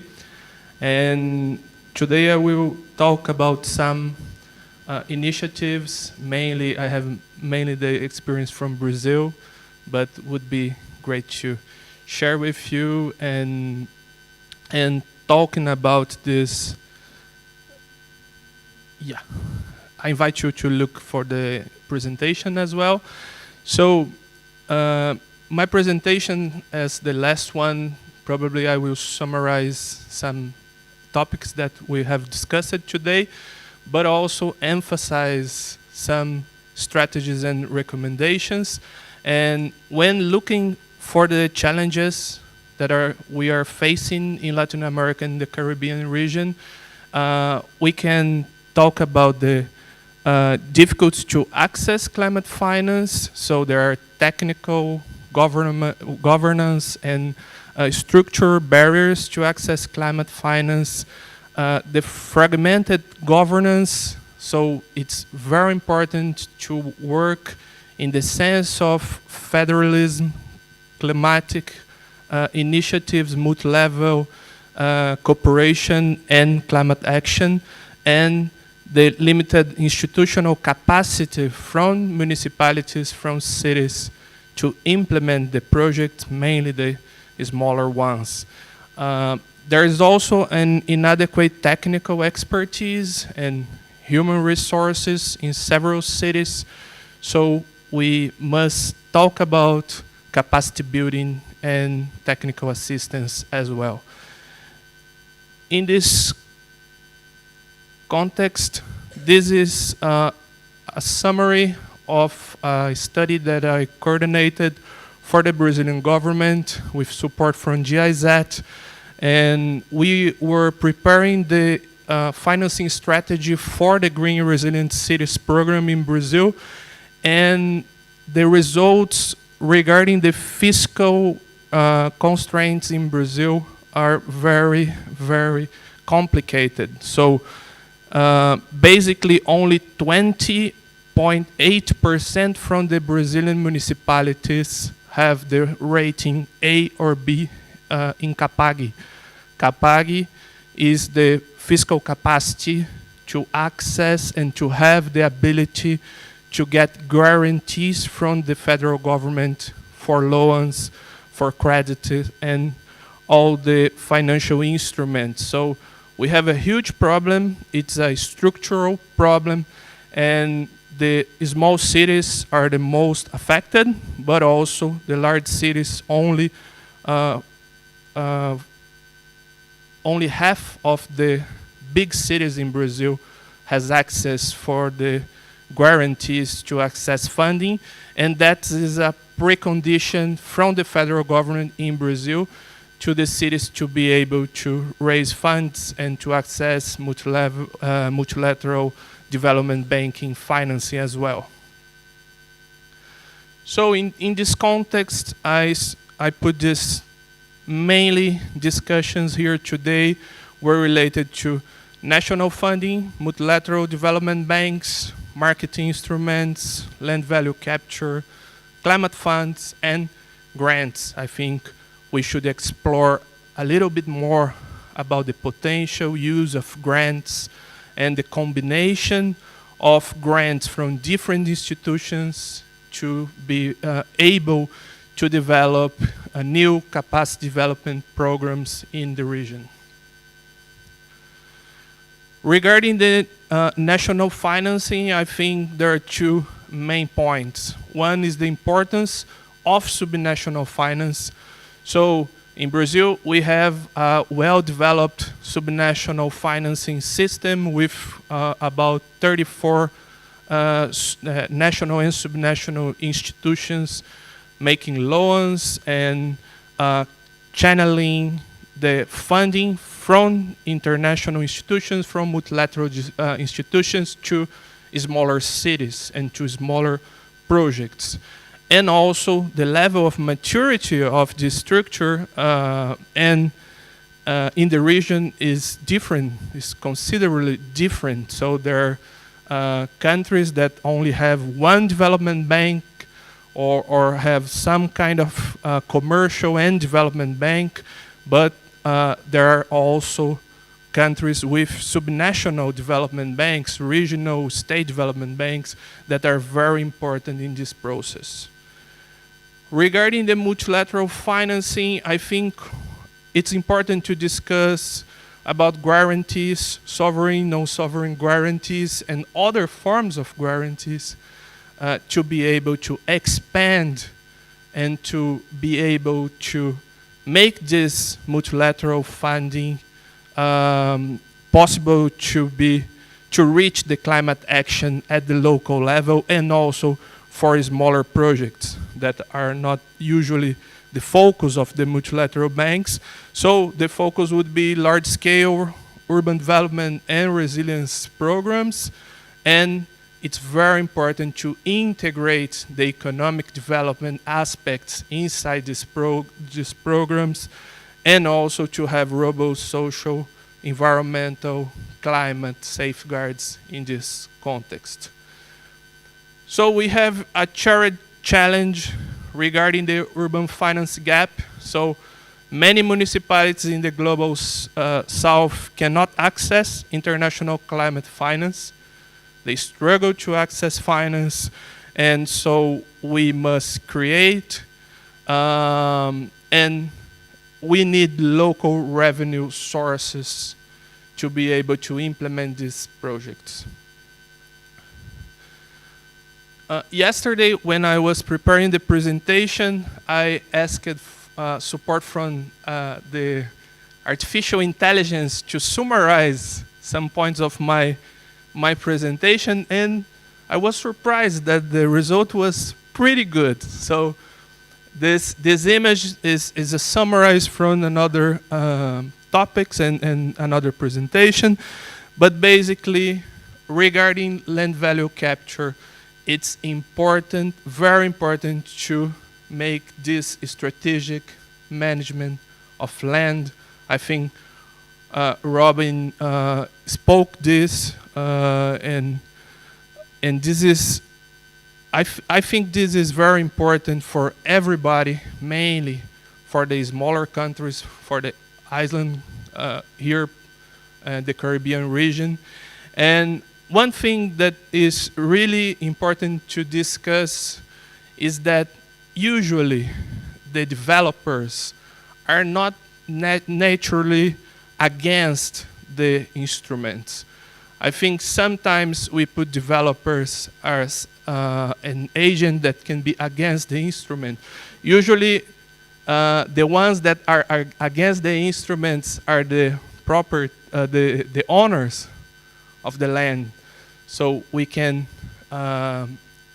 establish structures and establish new policies to face these challenges according to the characteristics of each country and the needs of each city or region. So here I mentioned some instruments like the infrastructure levy, the developer obligations, the importance of the strategic land management, charges for development rights, land readjustment, and all this are very important, and I think the ministries will comment regarding their experience. But one thing that is very interesting to reflect with you, this was a discussion in Brazil, what kind of instruments can work in different types of cities, in different municipalities, regarding the size of municipality. So here is a summary that regarding the property tax, it's very highly recommended for every kind of city, from the small city for the large city. There are other instruments like the betterment.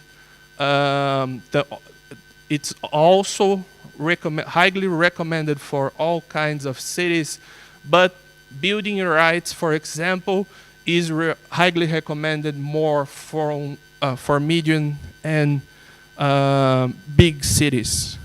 So each kind of instrument will have an impact in different kinds of cities and regions.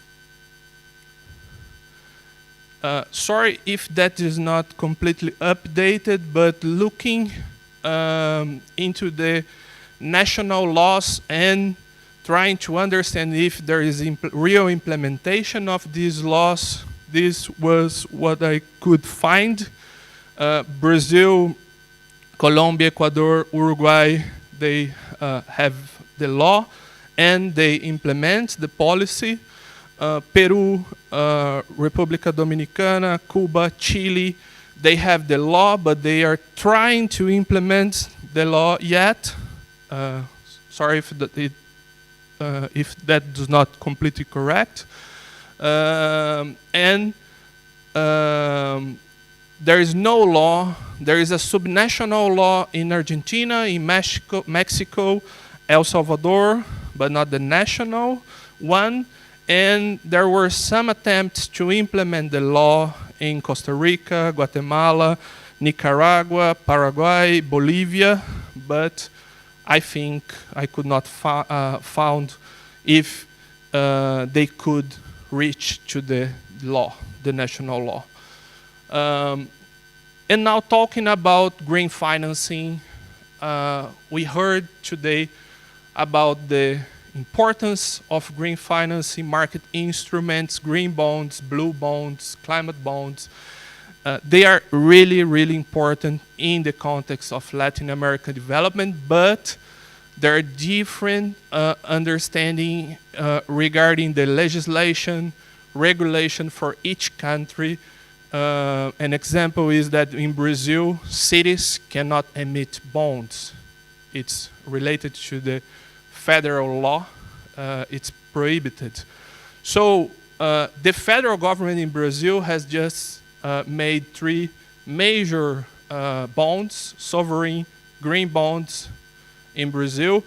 And what they do, they emit the bond at the federal level, they put the money that came from the bond in the climate fund, in the National Climate Fund, and the National Climate Fund is operated by BNDES, that is the National Development Bank. So it's a complete structure and well-designed structure by the Treasurer National Secretariat from the Ministry of Finance in Brazil. And there are also nice, very nice examples from Chile, from Mexico, and we know that IDB and CAF are benchmarks, and they are doing a very important work in this context of market instruments, and we heard CAF mentioning Bogota today. That was very nice and very interesting emission, and that can be replicated in other contexts here in the region as well. And looking for the need, the urban funding gap is huge, is $5.4 trillion annually, and only 1% of the requiring funding for resilience is going to the cities, for cities, urban, sustainable urban development and resilience. So we have a huge challenge, and there are several sectorial projects that can be elected, such as waste management, sanitation, renewable energy, green energy, green buildings, urban mobility, and also integrated projects that have more and focus in more than one specific sector. So the Green Climate Fund is a very important instrument, but also we have the bilateral climate funds.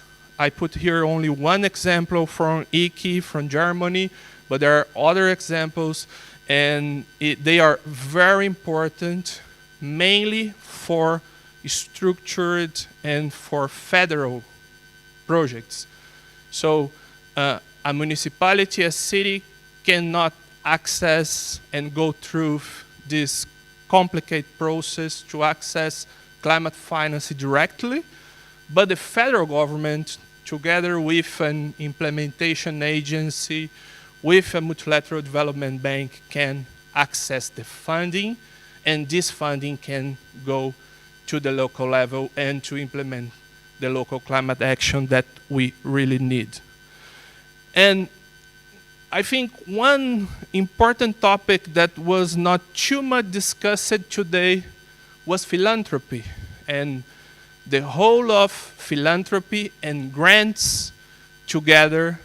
And it's very important to use grantees from foundations and work together with development banks nationally, multilateral development banks, foundations, and try to direct this action and coordinate grantees to be able to structure more robust capacity building programs nationally and subnationally. So it's very important to use the grants in the right way and not only look for several different grantees, but coordinate and look this as a regional need. So I think institutions like ICLAC and UN Habitat can have this vision of coordination from grantees to be used in a form that they can have real impact in capacity building for the national governments and for cities in the region. And to conclude, only some recommendations. Use land value management as a strategic tool to promote urban development and resilience. It's very important that we can create innovative guarantees mechanisms. So sometimes we cannot access funding because we don't have specific instruments to, like the climate guarantees. In Brazil, for example, several cities cannot access funding because they don't have CAPAG, the rating, the fiscal rating A or B.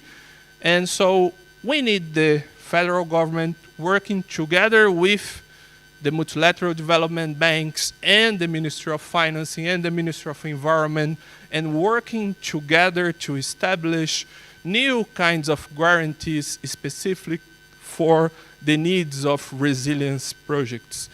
There is a demand, a clear demand for interministerial cooperation involving finance, planning, infrastructure, environment, cities. So everybody should work together to implement these policies. These policies are not only in the interest of the ministries that are here in this session, but also for all the countries and for the development of the region. And the need for multi-level action, multi-level cooperation, working together as ministry. Jader mentioned today, the CHAMP initiative is very important. It's an example trying to raise the ambition for the local climate action. And this is very important to have you in the federal government working together with states and with the cities and all levels of government. And try to end and conclude, I think it's important to put together the discussion about technical assistance and capacity building from different kinds of institutions, such as the multilateral development banks, the climate funds, the foundations, because that is key to improve the quality of the projects, technical quality, juridical quality, bankability of projects depends on technical capacity, depends on projects that are better and they can be presented for the financial institutions. So thank you very much.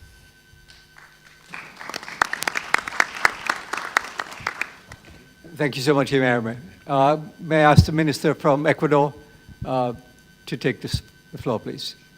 I believe you have a presentation. No necesito la presentación en realidad. Muchas gracias a todos. Como les comenté hace un momento en el panel, nosotros estamos trabajando de manera fuerte sobre los temas estos de encontrar nuevas formas de financiar todo lo que es la vivienda y la infraestructura sostenible. Y en ese sentido, desde el gobierno lo que se ha hecho son dos cosas importantes. La primera es fusionar el Ministerio de Transporte y Obras Públicas que existía con el Ministerio de Desarrollo Urbano y Vivienda para transformarlo en un solo ministerio que se encargue de toda la infraestructura y el transporte. Esto nos ha permitido un poco trabajar mejor en lo que tú conversabas hace un momento del tema de conversar entre ministerios sobre las cosas. Acá con la fusión se ha vuelto mucho más simple y nos ha permitido trabajar de mejor manera. Eso por un lado. Y por el otro lado también hemos estado trabajando mucho en el tema de normativa, porque creo que lo que nos ha pasado, al menos en Ecuador, es que la normativa se ha hecho mucho desde un escritorio y muy poco desde la práctica. Entonces, el involucrar al sector privado en esto es clave y ahí tenemos nosotros un ejemplo de financiamiento que ahora ya es financiamiento verde también, que no se ha dado en otra parte, que se llama MITI. Esto es una forma en la cual nosotros generamos un fondo de garantía en este caso con el Banco Interamericano de Desarrollo para garantizar hipotecas a las personas y hacer que la tasa de interés sea solamente la mitad de lo que pagarían normalmente. En el Ecuador la tasa de interés está en el orden del 10% más o menos para un crédito hipotecario. Eso hace que la gente no pueda acceder a tener una vivienda. Entonces, a través de esto que hemos hecho con el BID, nosotros podemos ofrecer una tasa del 4.87%. ¿Dónde radica la importancia de esto y por qué es que MITI se ha convertido en un ejemplo para la región? Es que todos los fondos que vienen del BID, en este caso han sido ya cerca de 500 millones los que hemos utilizado con ellos, van directamente hacia el sector privado, que es quien genera los proyectos inmobiliarios y la banca privada es la que presta las hipotecas. Entonces, garantizamos que no hay corrupción en esto y garantizamos que el uso de los recursos es lo más eficiente posible. ¿Cuál es el paso que estamos dando nosotros en esto? Es que este tipo de financiamiento ahora se enfoque mucho más en todo lo que es renovación de vivienda que les comentaba hace un momento y en vivienda más sostenible. Aquí, ¿cuáles son las estrategias que hemos tomado? Es que justamente todo lo que sea renovación de vivienda va a tener una prioridad en la entrega de recursos para los créditos hipotecarios hacia las personas que van a comprar. Entonces, con eso incentivamos al privado a no pensar únicamente en hacer vivienda nueva, sino en ir hacia tomar, ya sea terrenos o sean edificaciones antiguas que existen ahí, porque va a tener una ventaja. Eso por el un lado. Por el otro lado, también estamos buscando la forma de que a través de este mismo sistema podamos tener fondos más baratos para el constructor cuando se involucra en los temas que estamos haciendo nosotros como país. Estamos buscando que tengamos fondos verdes para la construcción de vivienda y para la reconstrucción de vivienda en este caso. ¿Qué es lo que estamos haciendo también para promover estas cosas? Aquí pueden ver un poco más. Lo que estamos es gestionando de mejor manera el suelo para evitar la expansión urbana. Estamos también claros en el momento de haber fusionado los ministerios que es importante trabajar en un modelo HIT, es decir, Housing, Infrastructure and Transportation. Creemos que no tenemos que seguir creciendo la mancha urbana, sino más bien empezar a dotar de mejores servicios de infraestructura a lo que ya tenemos y utilizar los servicios de infraestructura que están instalados también. Entonces, cómo hemos un poco coordinado con los gobiernos locales es algo importante porque normalmente lo que sucedía es que el gobierno pensaba hacer un plan de vivienda y le pedíamos a un municipio que nos entregue un terreno, a un gobierno local en este caso. Ese gobierno local venía y nos daba el terreno más inmundo que tenía por ahí, abandonado en cualquier parte, lejano a todo, porque era lo que le resultaba más fácil. Entonces, desde el gobierno ahora, lo que estamos haciendo es hablar con los gobiernos locales y decirles, si tú quieres que yo invierta en vivienda dentro de tu cantón o dentro de tu localidad, ahora tú tienes que entregarme un terreno que esté completamente urbanizado y que esté cercano a la infraestructura.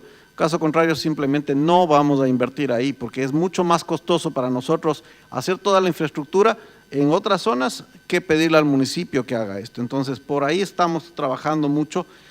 Creo que está funcionando bastante bien, ha sido exitoso. Aquí ustedes pueden ver un poco de lo que se trata el crédito miti-miti, que en inglés sería half and half, es decir, que nosotros estamos pagando la mitad del interés como gobierno y la otra mitad la paga la persona. Tenemos ya colocados 1.400 millones de dólares en 20.500 viviendas y ahora estamos justamente por el éxito de esto, hemos negociado otra garantía de 500 millones con el BID y 100 millones con la CAF. Esto creo que les puede funcionar en sus países y justo le decía, ministra, que le iba a comentar algo que le iba a interesar, porque este proyecto está pensado en que sea para la primera y única vivienda de la persona. Justamente ese es uno de los requisitos que tiene Miti-Miti, porque no queremos que esto se convierta en una especulación, sino más bien se convierta en una solución de vivienda. Aquí tienen un instrumento importante, está ya bastante bien trabajado. Yo creo que si conversan con BID, que es quien ha estructurado esto, les va a poder presentar el programa y créanme que es la mejor forma de ayudar a las personas a tener una vivienda, en el caso ya de un nivel medio hacia arriba, ¿no? Que también es importante atender, porque no solamente el sector bajo está en esto. Sin embargo, en el sector de abajo también estamos trabajando, vamos a hacer una reestructuración ahora con BID para que el porcentaje de subsidio sea mayor hacia los sectores más económicamente golpeados y menor en la parte de arriba. Pero esos son ya modelos que estamos haciendo de ahora en adelante en base a la experiencia que tenemos.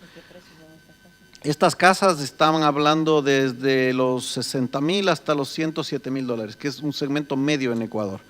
¿Sí? Entonces, 60,000 a 107,000 es un segmento medio. Ahora queremos implementar esto mismo en el sector de más abajo. ¿Y cómo vamos a hacer esto? Lo estamos atando a un subsidio. Aparte del subsidio de la tasa, nosotros también estamos incentivando el ahorro de las personas y les estamos dando un bono. Es decir, en una casa de 40,000 dólares, que son ya las casas de medio hacia abajo, lo que vamos a hacer es que la persona ahorre $4,000 y nosotros como Estado le vamos a regalar 8,000 más darle la tasa preferencial en el crédito hipotecario. Con esas condiciones creemos que vamos a poder empezar a reducir el déficit habitacional, más de lo que ya hemos reducido, porque para que sepan un poco, también Ecuador es uno de los países que más ha reducido el déficit, aunque sea en un porcentaje pequeño, pero somos de los que mejor hemos trabajado en esto y ha sido gracias a este programa. Así que yo sí les invito a que un poco lo conozcan, porque tienen 5% de entrada, que es muy poquito, tienen 25 años para pagar y tienen 4.99 de interés. Estos modelos realmente funcionan. Aquí tienen toda la experiencia, nosotros siempre dispuestos a apoyar a todos los países, si es que necesitan que les expliquemos de mejor manera, con muchísimo gusto. Estos son un poco más de proyectos que estamos teniendo, son, como ustedes ven, son proyectos bastante interesantes, bonitos, que permiten que las personas al fin se quiten la idea de la mente de que la vivienda social, por ser social, tiene que ser fea. Esto es una vivienda que cualquier persona quisiera tener y estamos dándole justamente a las personas de menores recursos la posibilidad de vivir de una manera mucho más digna. Esto ha sido gracias a la colaboración, como les digo, entre la banca pública, la banca privada, los constructores y obviamente multilateral, que nos ha permitido garantizar las hipotecas. ¿Qué más estamos haciendo también? Todo esto que lo estamos trabajando en mejoramiento integral de barrios con el Banco Mundial, que también es importante y ha sido tan exitoso que ahora estamos buscando, ya tenemos de hecho un par de constructores muy grandes en el país que quieren invertir junto a nosotros. Si bien es cierto, en Banco Mundial tenemos una cantidad limitada de recursos, por decirles, en un barrio nos dan 2 millones para invertir, conseguimos que el privado se involucre en esto y ponga 2 millones adicionales. Eso nos va a permitir hacer un poco más grande la escala de toda esta intervención y eso hará que obviamente los barrios y la gente pueda vivir mejor. ¿Cuál es la intención de hacer todo esto? Es que nosotros como Estado invertir en decirle a los constructores, a los desarrolladores inmobiliarios, yo estoy interesado en este cantón, estoy interesado en esta zona de las ciudades, por eso estoy yo como Estado invirtiendo ahí, para que tú tengas unos mejores servicios y puedas hacer vivienda, que es lo que estamos necesitando. Eso es lo que les puedo comentar por ahora. Muchísimas gracias. Thank you very much. Senator Alexander from Trinidad and Tobago, please. Thank you very much. First of all, I'd like to say on behalf of my country, thank you very much to the people of Barbados. You all have been very gracious hosts, and we've had a good time. I got here a day early, and the rain made me feel at home. So thank you for that.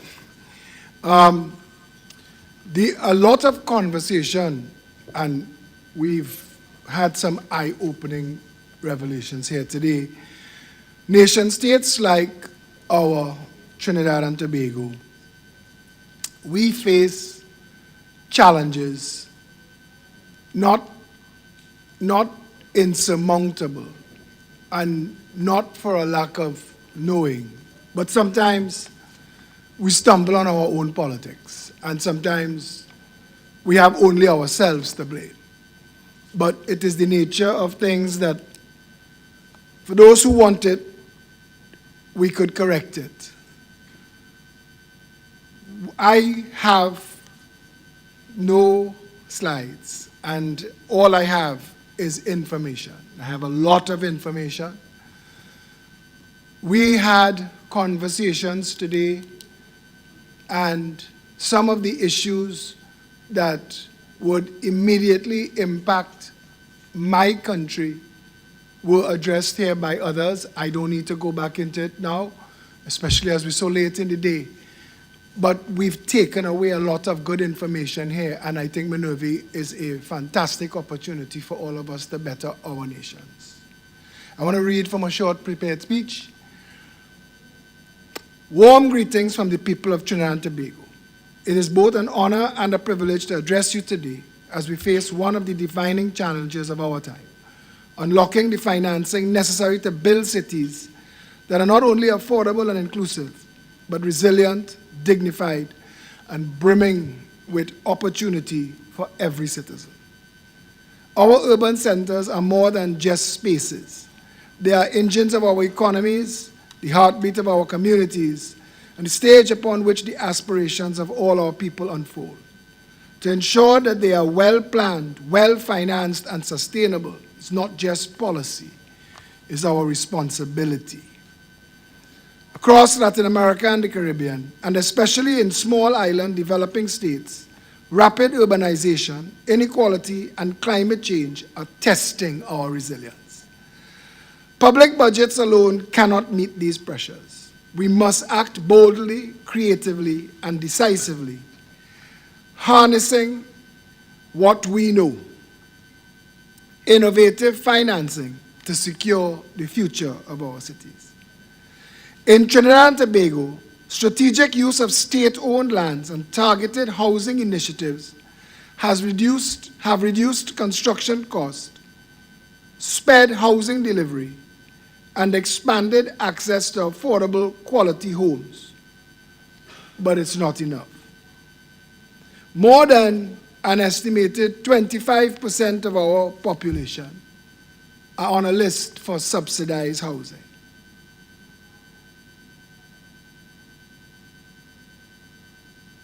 Complemented by subsidized loans and financial support, programs to stabilize communities and generate jobs and strengthen social cohesion is our goal.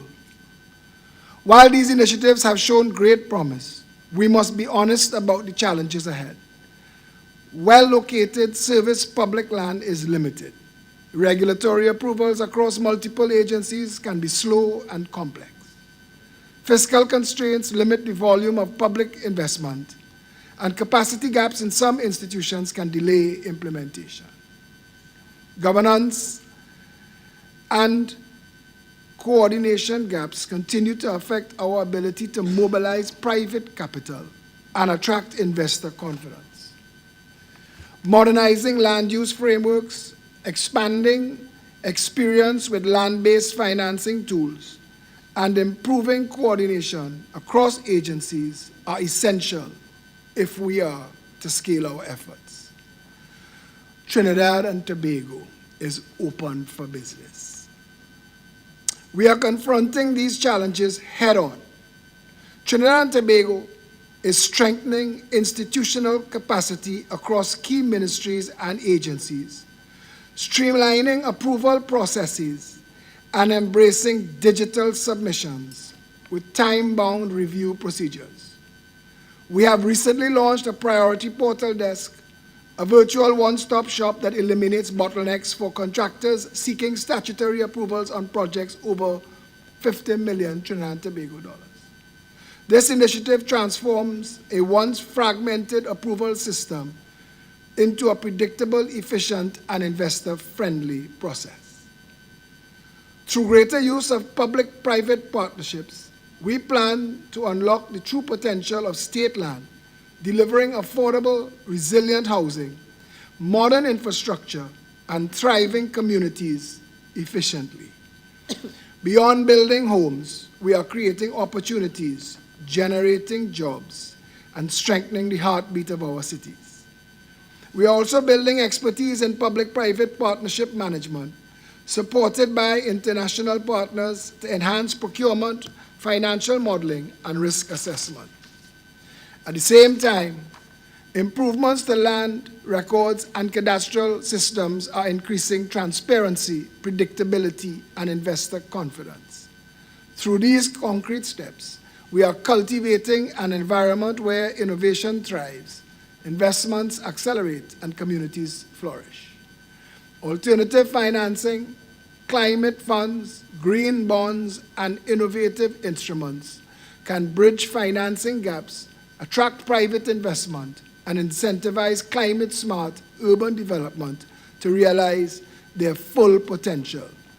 Under our government, which is 7 months old, we have taken massive steps forward and are committed to acting boldly and collaboratively. We have had discussions here among partners. I have asked for copies of most of the documents that were shared here today to take back to our vibrant team, and we look forward to collaborating with members of this panel at the technical cooperation opportunity for housing and urban development. Thank you very much. Thank you, Senator Alexander. And finally, la ministra Tamara from Uruguay. Thank you. Bueno, agradezco nuevamente la posibilidad de compartir con ustedes la experiencia de Uruguay para poder aportar en estas 3 preguntas que eran la guía. Voy a pasar a leerles la intervención que habíamos preparado con la experiencia de Uruguay en este tema. En Uruguay estamos trabajando con una convicción sencilla pero profunda, y es que no hay financiamiento urbano sostenible si el Estado no gestiona el suelo como un activo estratégico. La asequibilidad ya no se explica solo por el precio de la vivienda, sino por el acceso real a la infraestructura, a la movilidad y a los servicios. Esa es hoy la frontera crítica en toda la región. Y por eso entendemos que la agenda de financiamiento alternativo debe construirse desde el derecho a la ciudad y con una mirada de integración socioterritorial que evite reproducir o profundizar procesos de segregación y exclusión, especialmente en las poblaciones en situación de mayor vulnerabilidad. Y cuando pensamos acerca del uso del suelo público y de las distintas herramientas regulatorias, les compartimos que Uruguay está utilizando el suelo público como palanca de integración urbana, que el programa de racionalización de inmuebles del Estado obliga a todos los organismos a identificar estos inmuebles ociosos o subutilizados para justamente destinarlos a la vivienda o subastarlos como producido, y ese producido vuelve a financiar las soluciones habitacionales. Esto permite activar activos inmovilizados y orientar la inversión hacia zonas consolidadas. A esto nosotros le sumamos el fortalecimiento de la cartera de suelos, tanto nacionales como departamentales, y la lógica es simple, es acumular y gestionar tierra bien localizada y no empujar a las familias, como comentábamos hoy, a zonas precarizadas y o carentes de servicio. Este enfoque reduce los costos estructurales y habilita vivienda asequible donde la vida urbana realmente sucede. Nuestra Ley de Ordenamiento Territorial y Desarrollo Sostenible prevé diversas herramientas de gestión del suelo, entre las que se destacan el derecho de preferencia en la compra de inmuebles a favor de los gobiernos departamentales, la distribución equitativa de los beneficios y las cargas derivadas de la ejecución de los instrumentos de ordenamiento territorial, el derecho a la recuperación de plusvalía, la cesión gratuita de los terrenos que dichos instrumentos determinen con destino al uso y dominio público, así como la compensación de deuda tributaria en los procesos de expropiación de inmuebles, entre otras. Asimismo, como lo comentaban antes en la presentación que nos precedía, el país cuenta con la Ley de Inmuebles Urbanos Vacíos y Degradados, cuyo objetivo es prevenir y revertir los procesos en los que se combinan situaciones de vacancia y deterioro del stock edilicio urbano. Y esta norma establece obligaciones para los propietarios orientadas a la rehabilitación de los inmuebles o a su incorporación efectiva al mercado a través del remate, luego de los procesos judiciales correspondientes. Todos estos instrumentos se consideran en la segunda Estrategia Nacional de Acceso al Suelo. Más lento.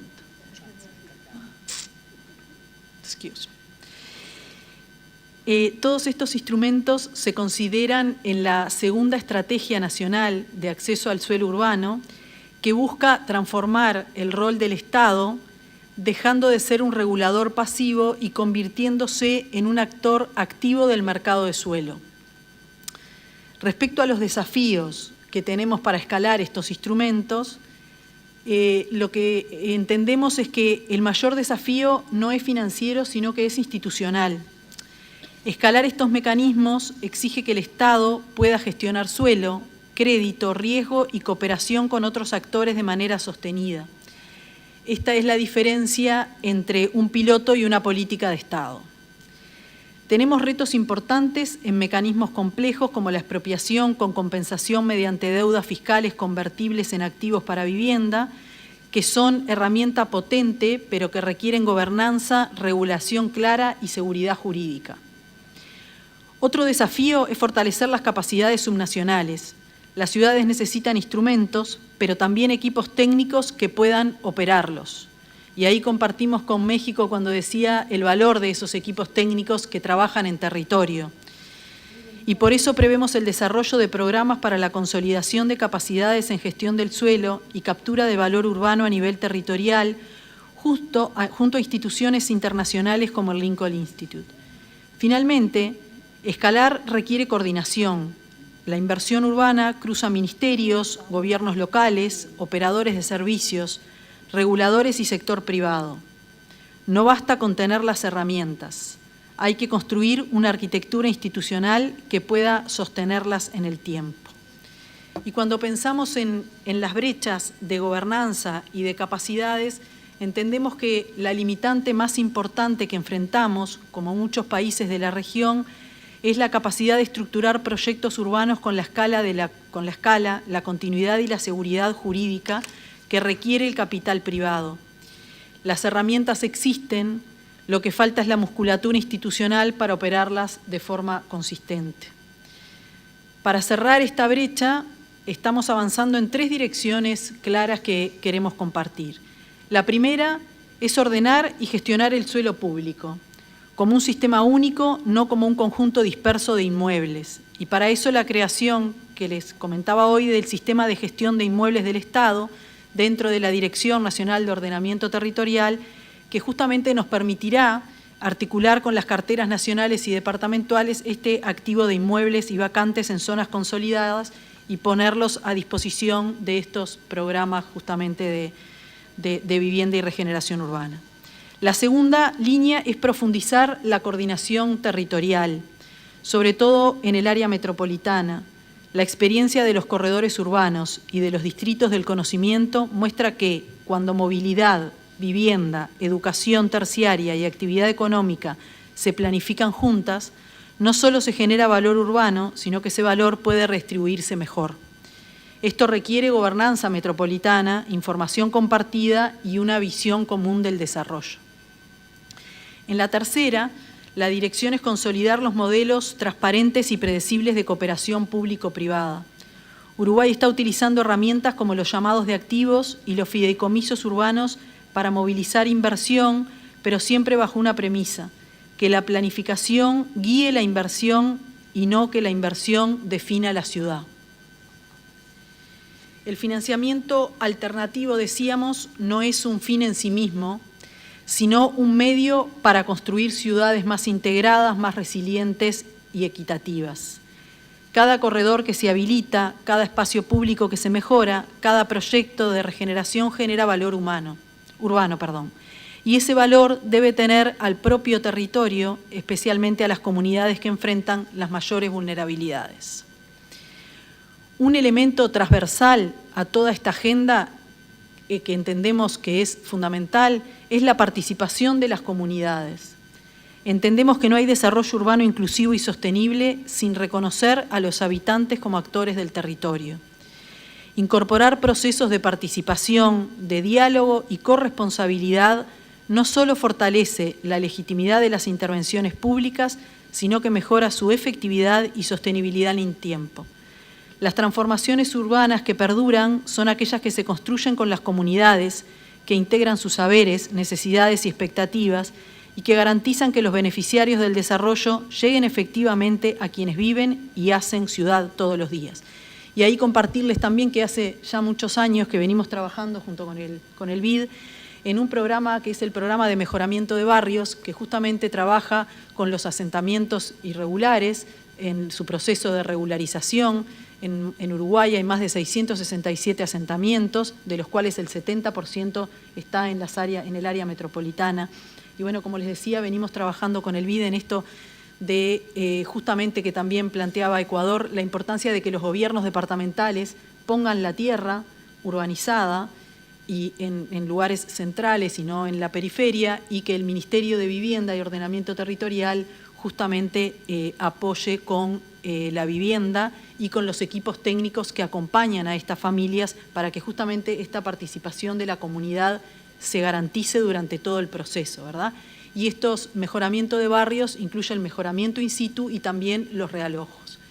Y ahora estamos con un gran desafío por delante con la CAF para un nuevo programa que les vamos a llamar Más Barrio, que además del trabajo en la ciudad formal e informal, trabaja sobre tres factores que nos parece muy importantes, que son la infraestructura en un sentido amplio, es la infraestructura en el mejoramiento de vivienda y en la nueva vivienda, con distintas herramientas, desde microcréditos para que las familias puedan acceder a una mejora, hasta subsidios parciales o subsidios totales. La infraestructura en lo que tiene que ver con los servicios en espacios públicos, y ahí conocimos en Brasil, ahora que tuve oportunidad yendo a la COP30, las usinas de la paz, donde justamente son centralidades que tienen servicios, que trabajan con la comunidad, porque otro factor muy importante de este proyecto que estamos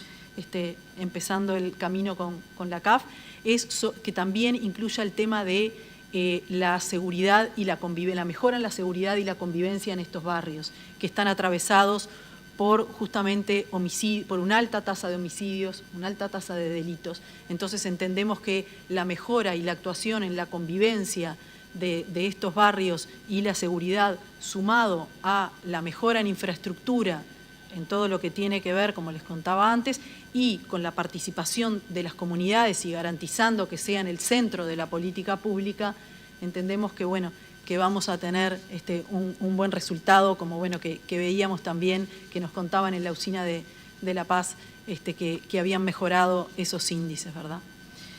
Entonces nuestro compromiso es avanzar hacia ciudades más justas, combinando regulación moderna, innovación, capacidad institucional y cooperación institucional. Y creemos que MINURVI es el espacio donde esta agenda se consolida a nivel regional, para que nuestros países enfrenten juntos desafíos que ya son compartidos, como venimos compartiendo desde hoy temprano. Muchas gracias.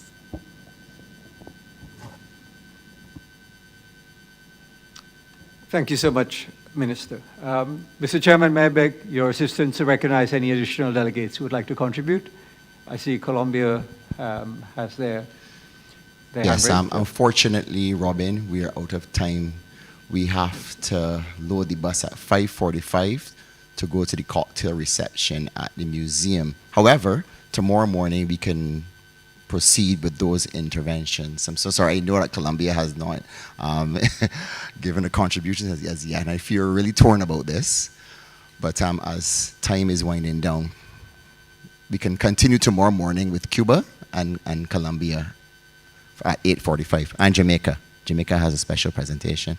I want to thank all ministers and leading delegates for your interventions today. It was very, very illuminating and insightful. There are many common themes that we've stumbled upon today.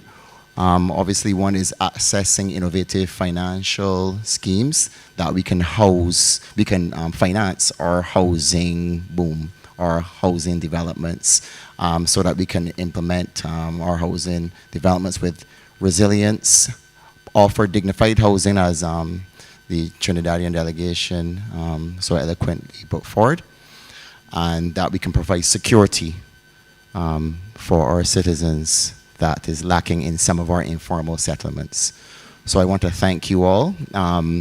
If any of you want to submit any changes to the declarations, they have to be in by this evening. So, and you can submit that with the Secretariat. So thank you again, and we'll be loading the bus at the front of the hotel. All of you look beautiful, so you don't need to go freshen up. You look, you look like this morning. I don't know how you do it. I would like to know your secrets, but we will go straight over to the bus so that we can go to the cocktail reception. Thank you so much.